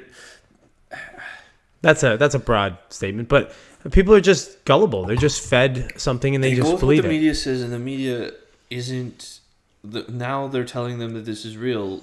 There's this level of cognitive dissonance where people are like, okay. They just kind of shut it off. It's because they don't extrapolate. They can't wrap their head around the implications that they were lied to, and the implications for the president. You notice and something what that means about the country. You notice something with information though. They do this all the time. I have the unfortunate privilege of getting to see some of the Canadian propaganda news on all the time because it's in the one room that I take my lunch, and that's the only channel they leave on. And they'll talk about something like simple like the mask mandates being lifted on Monday, right? And they'll go or even like COVID testing or something like that, and they'll say, cases are down, blah blah blah, but some say or many experts say it's due to the fact that they're not testing as much and blah blah blah, but they only go on that end of it. They won't say, and other experts on the other side of that argument will say this. You know what I mean? It's always one side, always. And it's the same with the mask mandates. They're like, the thing they want to say about it now is they're like, there's an element of students that are against the mask mandates being lifted and are protesting or something. But they don't talk about the 99% of people that are like, yes, thank you for getting rid of the damn mandates. It's always just the little thing that supports their narrative. It drives me batshit crazy. Now we're already fucking diverging from this. Yeah, well, we'll get back to it. We talked to it. We talked to it. We talked about it.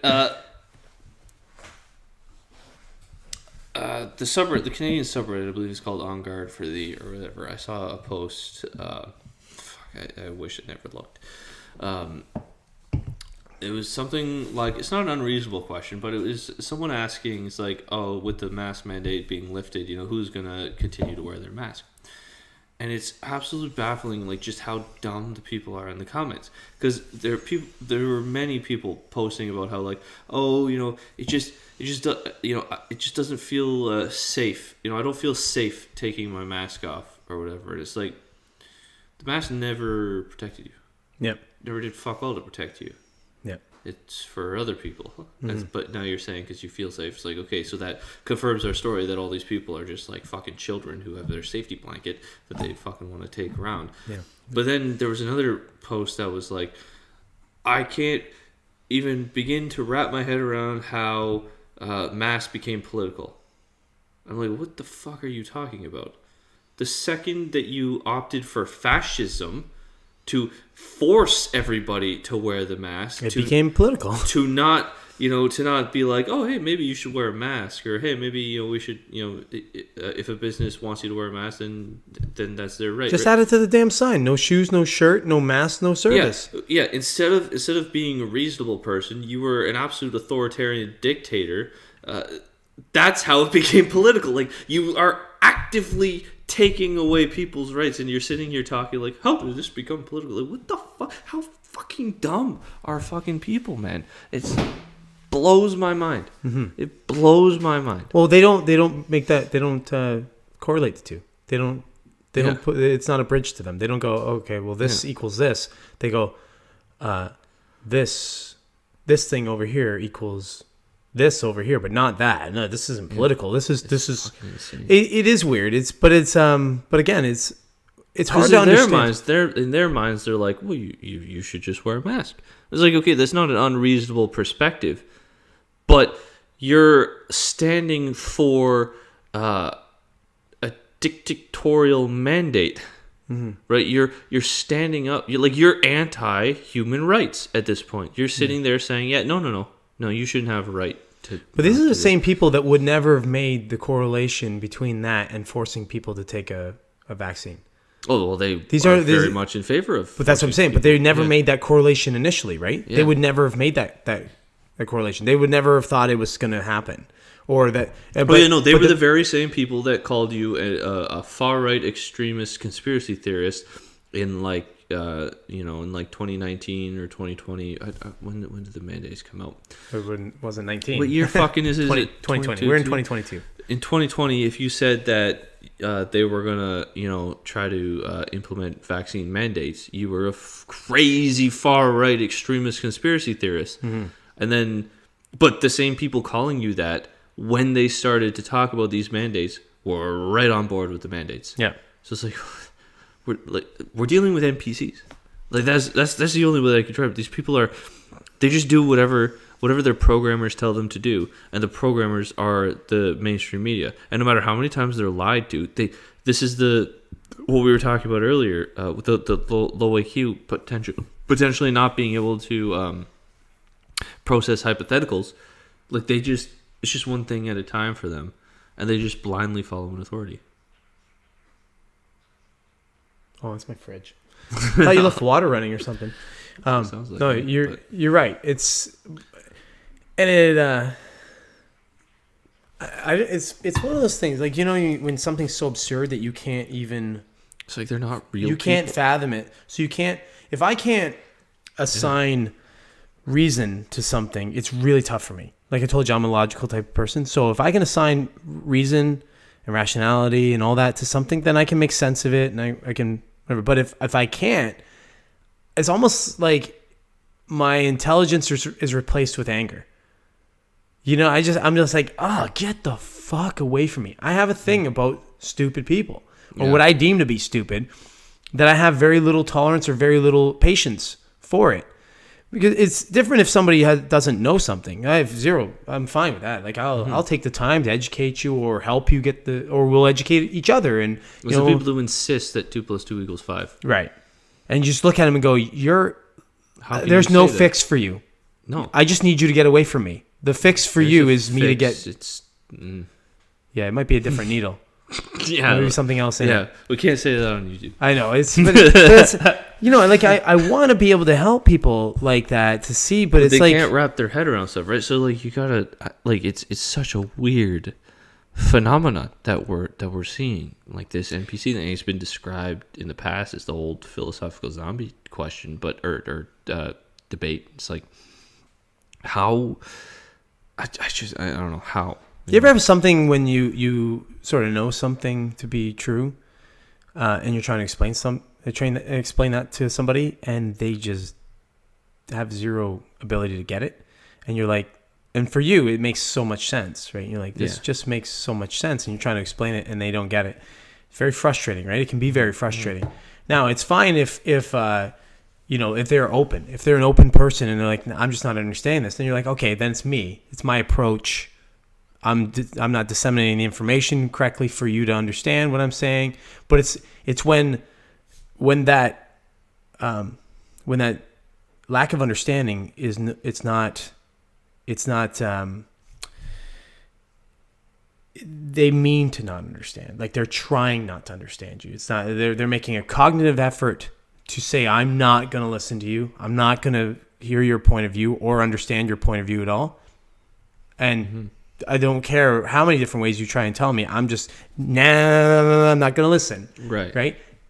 For me, I just can't deal with people like that. And it's almost like it's the irrationality of people right now in the times that we're living in now with various different things like COVID and political allegiances and all this kind of stuff.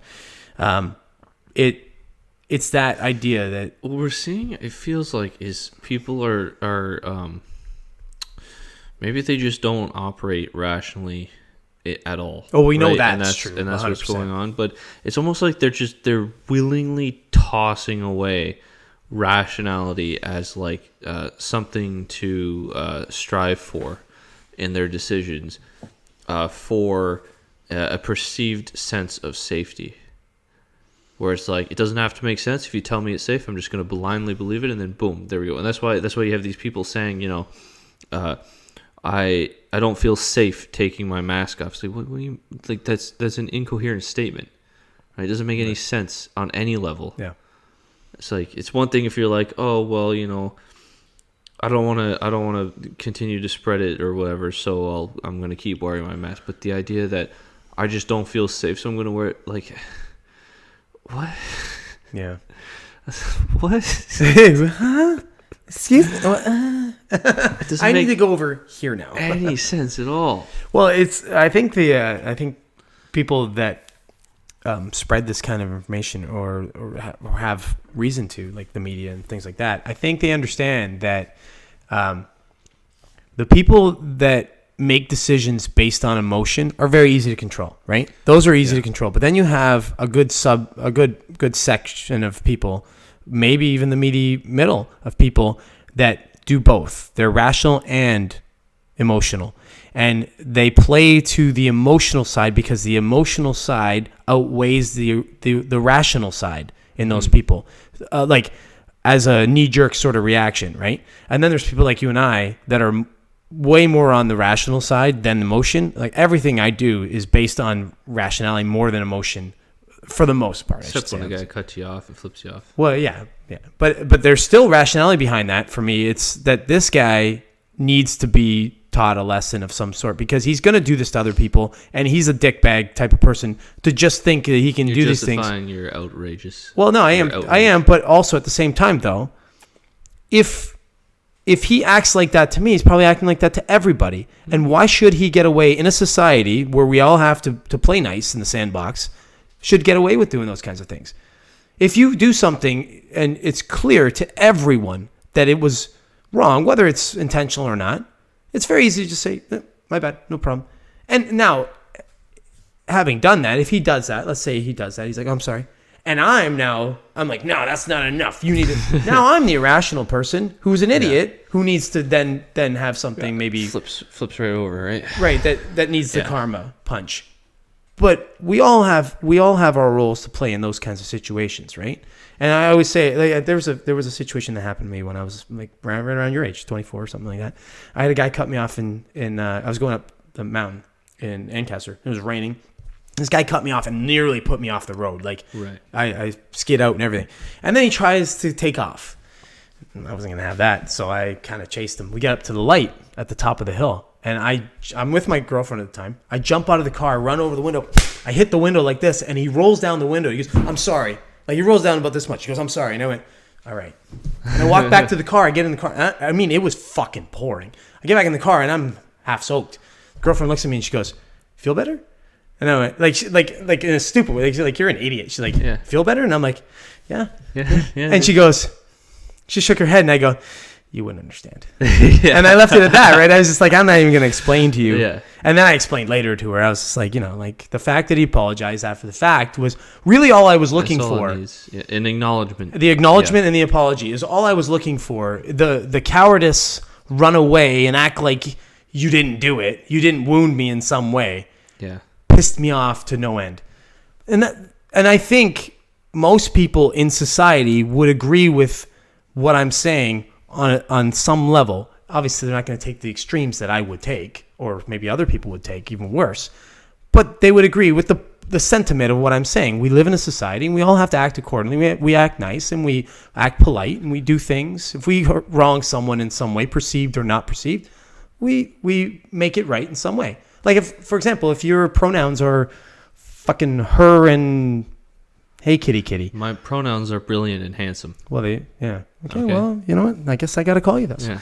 But, and let's say you're going by she, her, and I say him. I say a dude or something, and you're like, that kind of, I don't like that. Okay, I can do one of two things. I can be combative and say, no, fuck you. I'm just going to call you whatever I want. Or I can say, oh, okay, I didn't mean any offense, but how would I know that, right? And I can either... There's a bigger issue with the pronouns. Hold on, but then I can subsector say, after that whole thing, that acknowledgement, I can say, all right, I choose to go ahead and call you by the pronouns that you've asked me to. Or I can say, all right, I'm really just not going to interact with you. Yeah. In order to be polite, I just won't interact with you.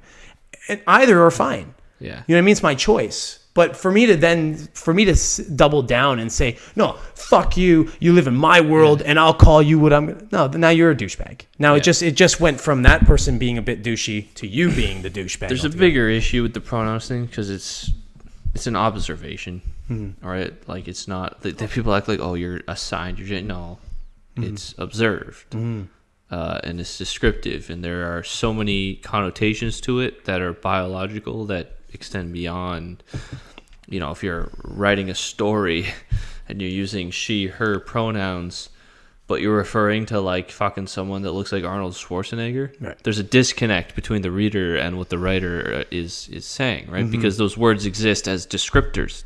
They aren't. Of course, yeah. They aren't arbitrary, and so it's a deeper purpose. But yeah, still, you don't. If someone wants to fucking live a certain way, we have a certain degree of wealth in society that we can allow that and we can accommodate that. But yeah, it is a little different. Yeah, it's again, if you're a way outlier, if you like to do things in a way that most people don't like to do it, then maybe you get away from general society and you do those things. Yeah. Like for example, if you're a big gun enthusiast and you like shooting shit all the time, you're not going to do that with a neighbor 10 feet on either side away from you. Yeah. That because you're a fucking dickhead. Bang, bang, bang, all fucking. Well, yeah, you're a cock, and I'm hoping one of those bullets ricochet back and get you right between the eyes. Property somewhere. Right, go get a property somewhere where you have some space and you have so now maybe your neighbor hears like, okay, you can tolerate that. That's all right, fine. If you can't, then you're the asshole now. Or somebody has a really loud car, and every morning at 5 a.m. they're like, wow, you're a dickhead. You shouldn't be around other people because clearly you don't know your reaction, like what your shit is, how it's affecting others around you. Yeah, so that's my point. Like I try and take a rational approach, even though I have emotional reactions to things. Yeah, well, that's a part of transcending the monkey is like the monkey is what has the emotional reactions, and then if you can go behind that and act accordingly, that's a transcendent experience. Mm-hmm. Let's transcend into our next topic here that you're getting us set up for. Yeah, well, this is an interesting story. I don't know anything about it, but I heard a little bit about it prior to. Well, we were talking about this a little bit. Prior we were talking about the stock market. Now it doesn't make any sense, and now the economy is fucking crumbling. And this is an interesting story that came up where Saudi Arabia may start selling oil to China in yen. Yen. Isn't that one? I believe it's yen. No, yen is Japanese, isn't it? I don't know. No, I think yen is Japanese. I don't respect China. No, it's won. It's pretty... China dollars. Yeah, Chinese instead of U.S. dollars. I think. I'm pretty sure it's. I think won. I think it's yen. Or I don't know. Maybe who knows? I don't know. I'm talking about it's China I don't dollars, know, but it doesn't sound right to me. Yeah. Anyway, Saudi Arabia. This could like usher in the end of the petrodollar, which gives the United States its like fucking power in the world. Well, it's already the entire Western world. Well, you can already see that the U.S. as a reserve currency is struggling. So there are banks that are starting to get rid of it as the reserve currency. So that all goes to China's favor, and now the Chinese dollar being the reserve currency. If that happens, you go somewhere. Things flip. Well, yeah. If you go to say Mexico now, instead of U.S. dollars being what you're using, you're buying Chinese dollars before you leave to go to Mexico to spend at the resort. Yeah, it would be a different world, but where China is like the dominant superpower, and this is like the start of it, and obviously this is what they've been wanting. And fuck, I think they're doing this now with Saudi Arabia because I think the situation in Ukraine with Russia, the United States response to that shows that they're weak. They're not going to do anything. They're not going to fight. They're all stature. You know, they're talking about potentially like a settlement to that now, to the conflict. They're starting to talk a settlement. They were doing that, and then it wasn't going well, and then it was going well, and now it's. I think Ukraine's being stubborn about it, and Russia is asking China for military aid, which would be interesting if they get it. They've already I think Belarus invaded as well. That'd be fucking crazy if they do. Well, holy shit! Because it's on paper. Escalating. It's in theory right now that they're working together, but that would really put it on paper, wouldn't it? It'd be like, holy fuck! Now we know who the players are. It's the situation seems to be escalating, which is scary. I think it's funny because I think the the hot war of it is de-escalating a little bit, like day to day, but the back war of it, like this shit, is escalating. Like you might see a much bigger sort of thing as opposed to maybe China's gonna sort of get some oil shit set up with Saudi Arabia, maybe some other countries, and then they're gonna try to invade Taiwan.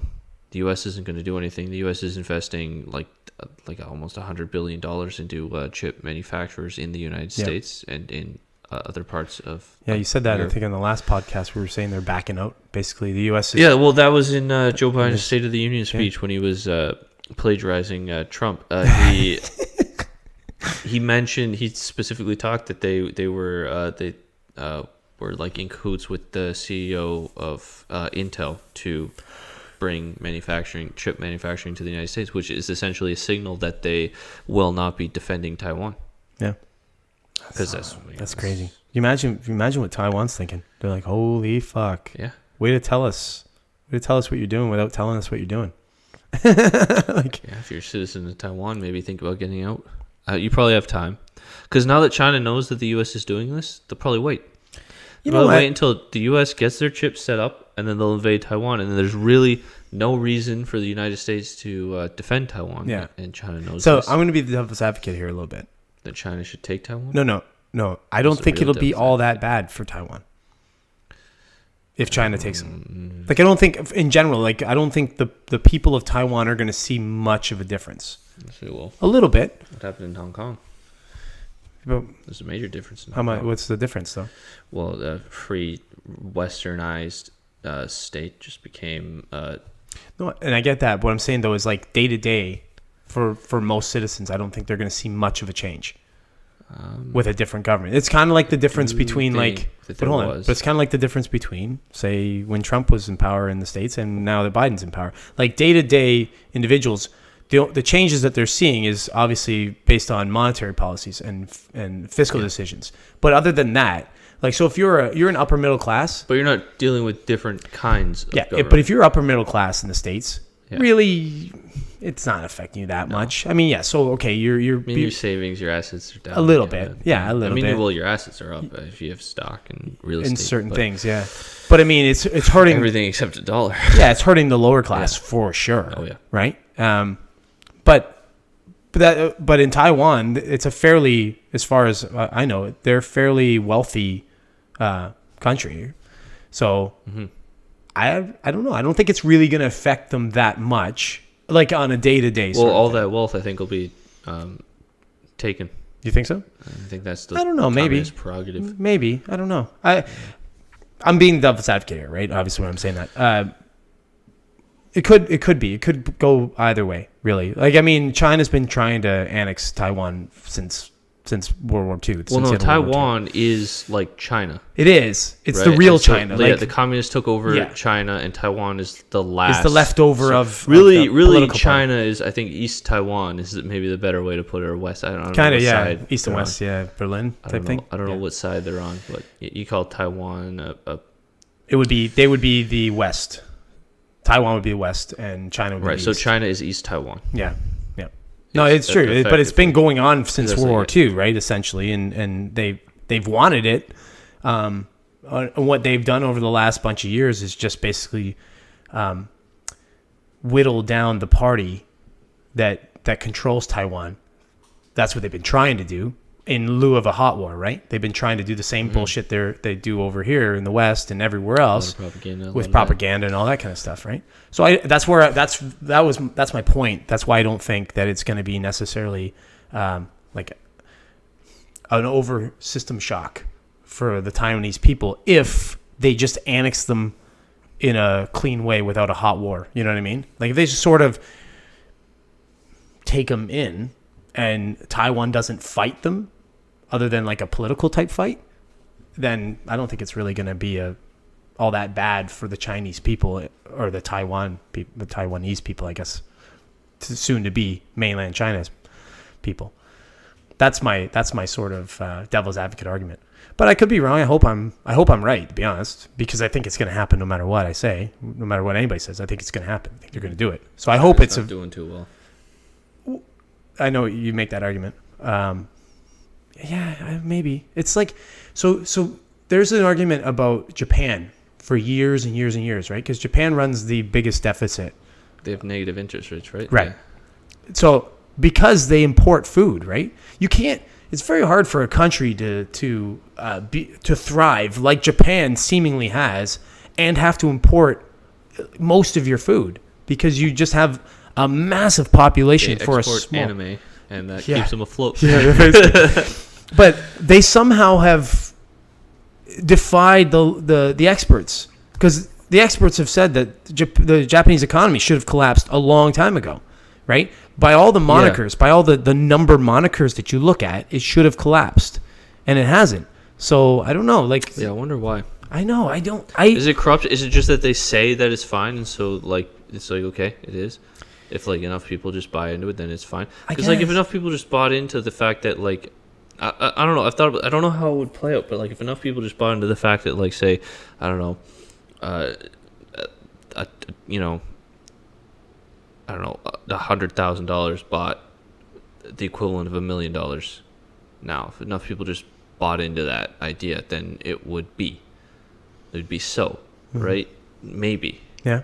I don't know if it would necessarily play out that way, but a lot of it does seem to be more because like the dollar, it's nothing. It's fucking air. Exactly. It doesn't mean anything. You know, it doesn't have anything like, backing it. It's just it's what I decide. That's kind of what it is. Yeah. Like if you don't want to part with this book, and I want that book, so bad, and I say, yeah, I want this book, and you know that I want that book so bad, and you're like, yeah, give me fucking $5,000 for this book. Knowing that I want it so bad that I'll pay that, then then it's worth $5,000 now because I'll pay it. It's the same thing you're seeing with like the real estate market right now. Yeah. So I know somebody that I know well, and again, I don't want to give details on a podcast, but I know someone that sold a property for $750,000 in an area that 5 years ago would have sold for about $250,000. So they just sold it for $750,000.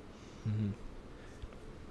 Make sense of that. I don't know. How do you make fucking sense of that? Yeah. And then when I do the math, so because it's a rental property, it's a duplex.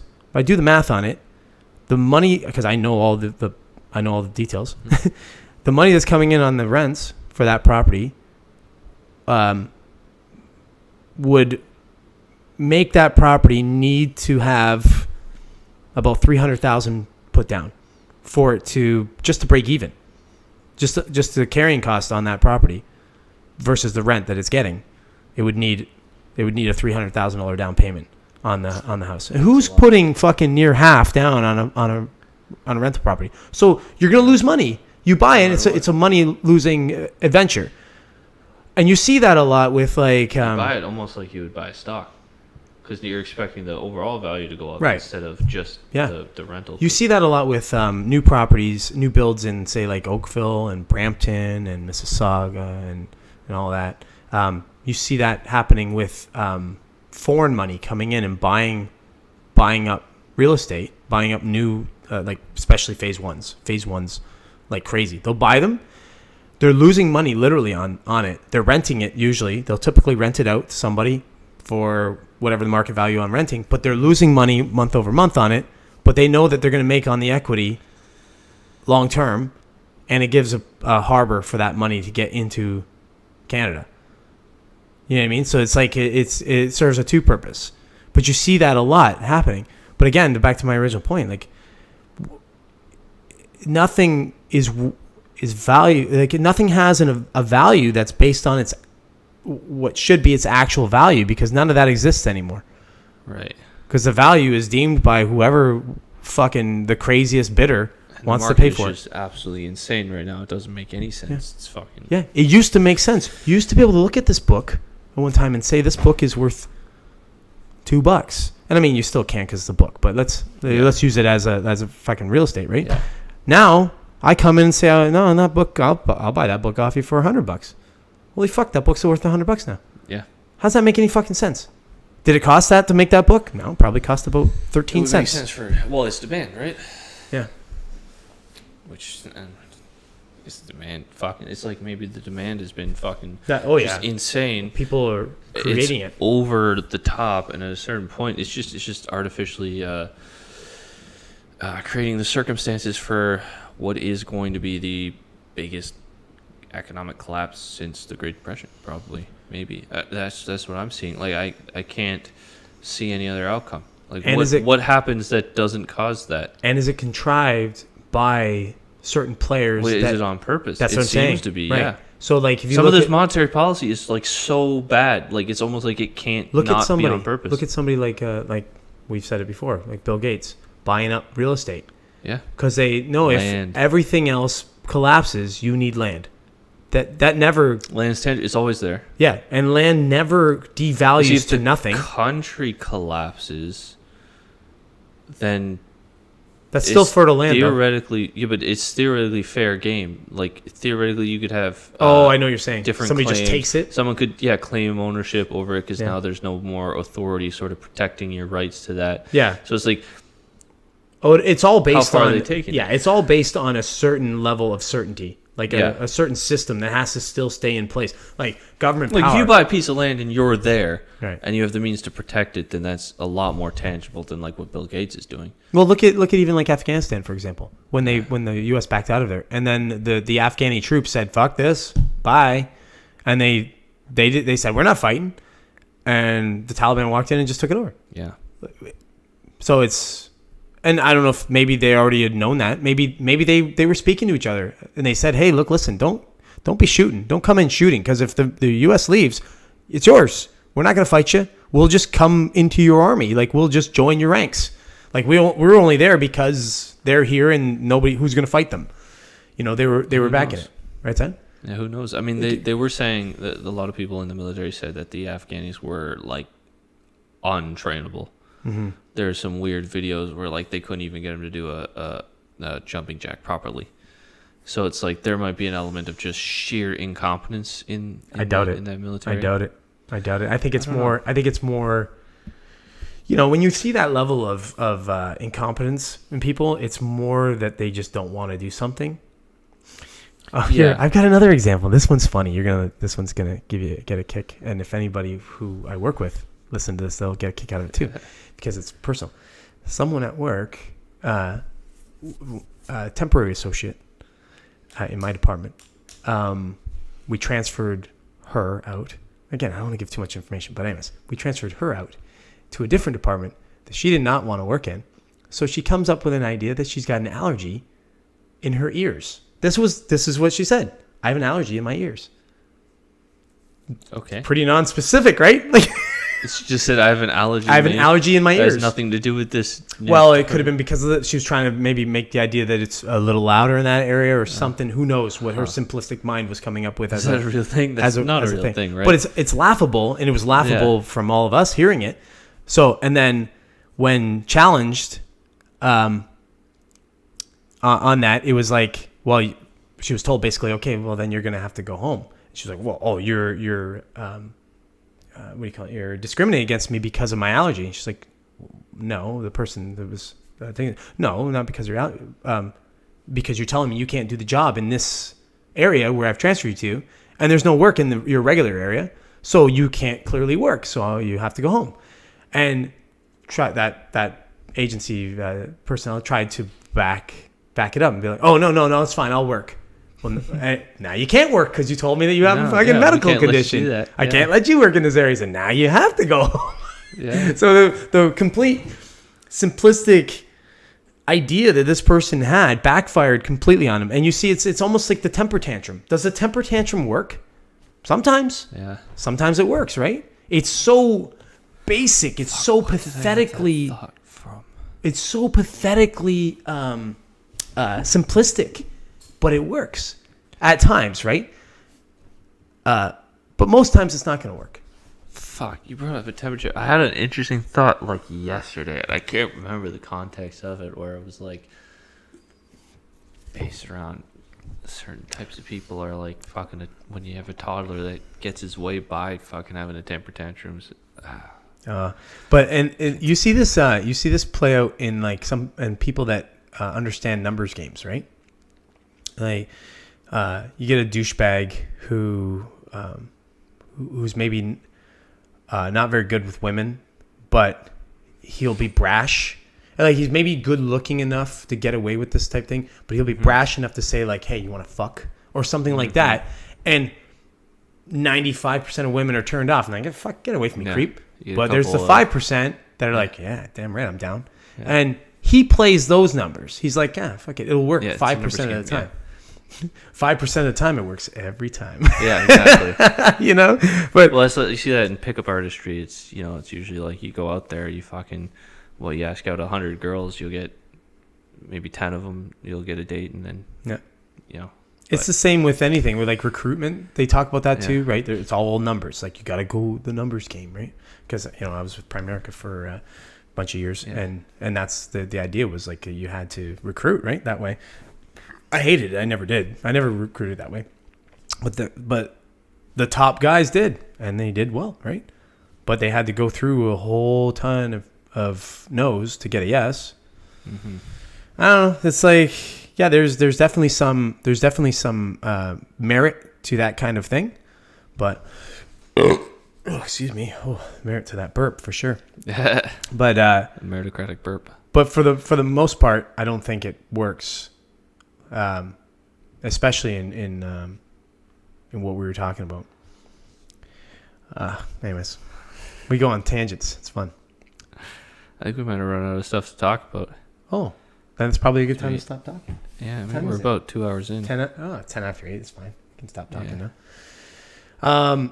We hit all our topics that we were going to hit. We did some other stuff. When you start getting quiet, I know you're either hungry or I don't have anything to say. Or you have nothing to say, yeah.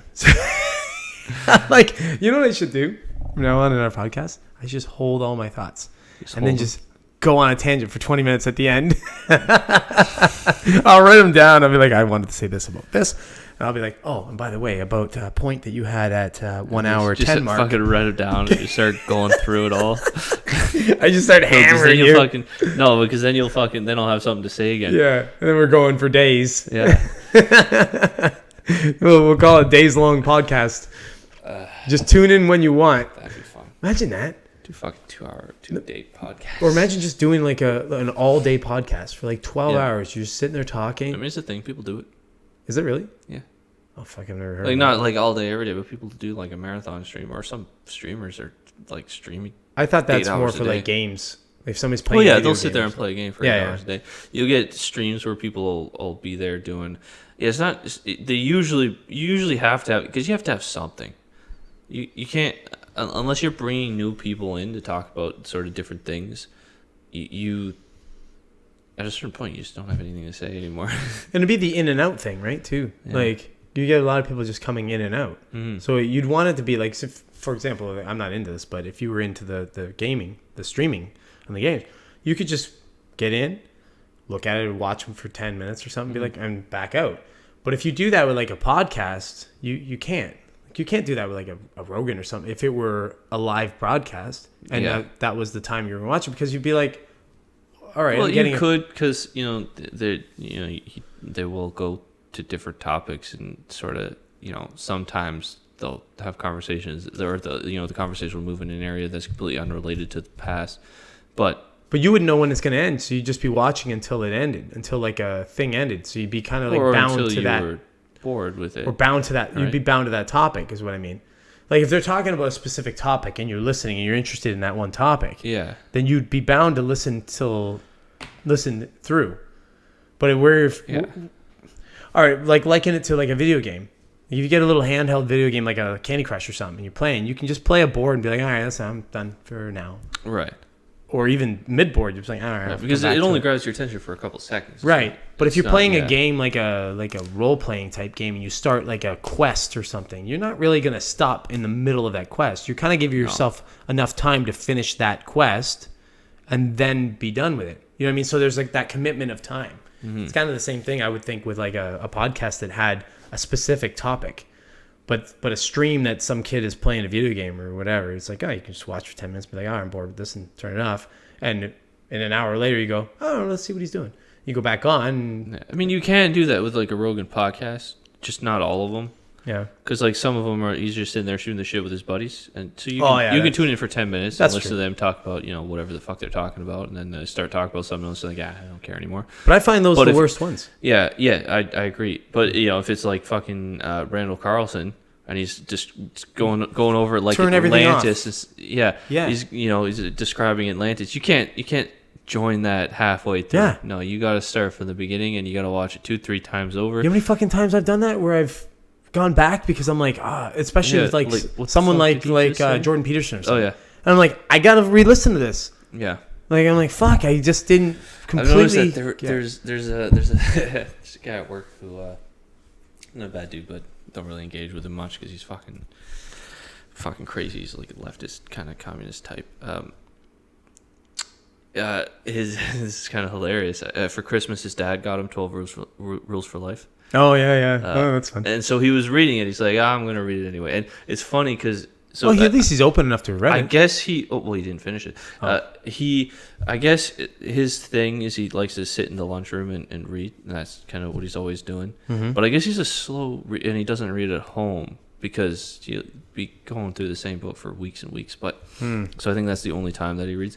But he'd be sitting there reading 12 Rules for Life, and you'd see him just like.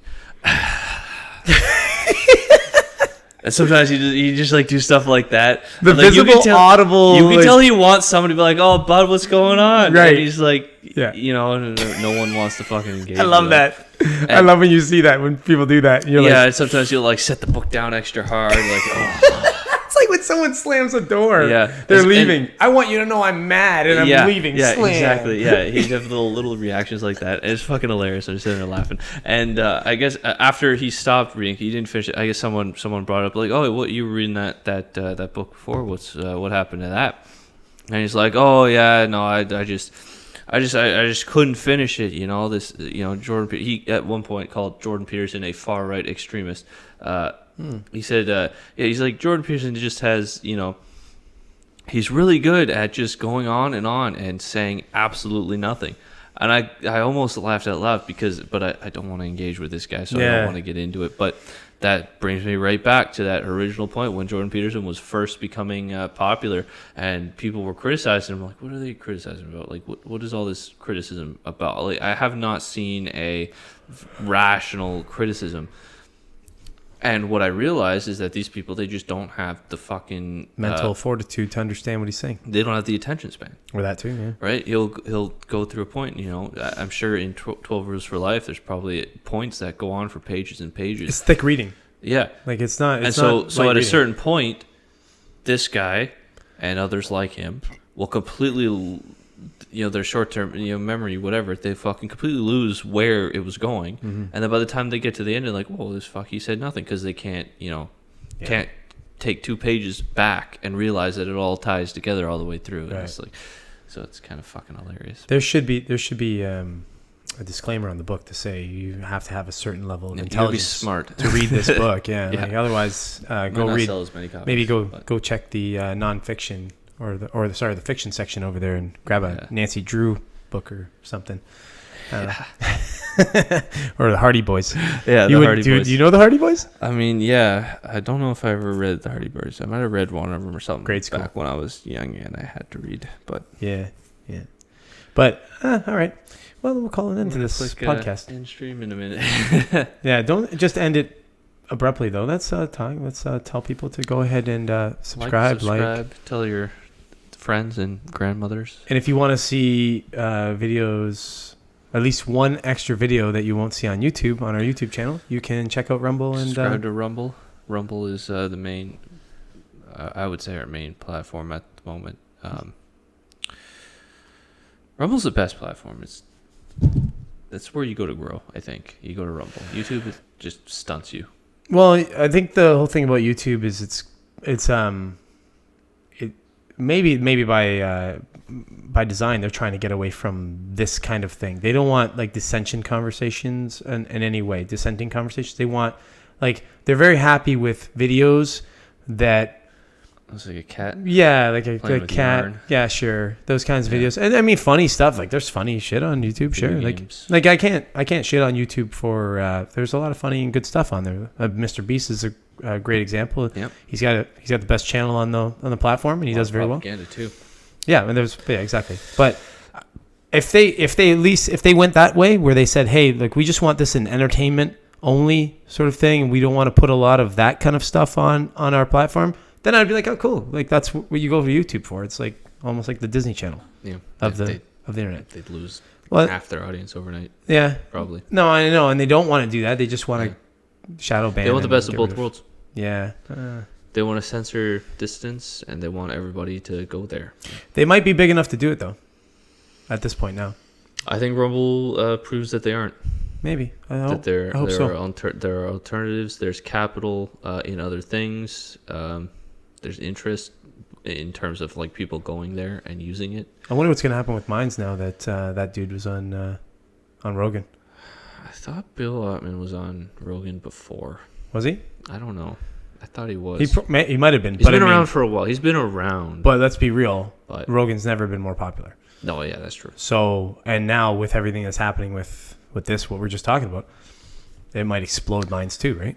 Yeah, maybe. So, you might have, even if you had half the listeners from Rogan and they're not on Minds, go and explore and check it out, maybe sign up, or even like 10% of that signed up. That's a pretty big influx right away of people. So we're on Minds, right? Yeah. Are we still actively? No. Maybe we I have to can't change really it. do anything with it. You can't post the full live streams, and I haven't been making clips mostly because I don't know. We either need a better format to get clips, or I don't know. Our clips haven't done as well as our live streams. They just don't get as many views. Yeah. I don't know. Is it All even right, worth well, it? But Hey, if anybody, it's all an experiment. anybody Station. watching the podcast, anybody watching this, want us to do something on Minds, let us know. And Oh, maybe yeah, anything post on mine. maybe we'll start posting some stuff on Minds or Post something. random things from time to time. Like I posted a short video on our YouTube channel of something that I found that was kind of cool. I don't know if you saw that, but I don't know. yeah. Quite honestly, I didn't. But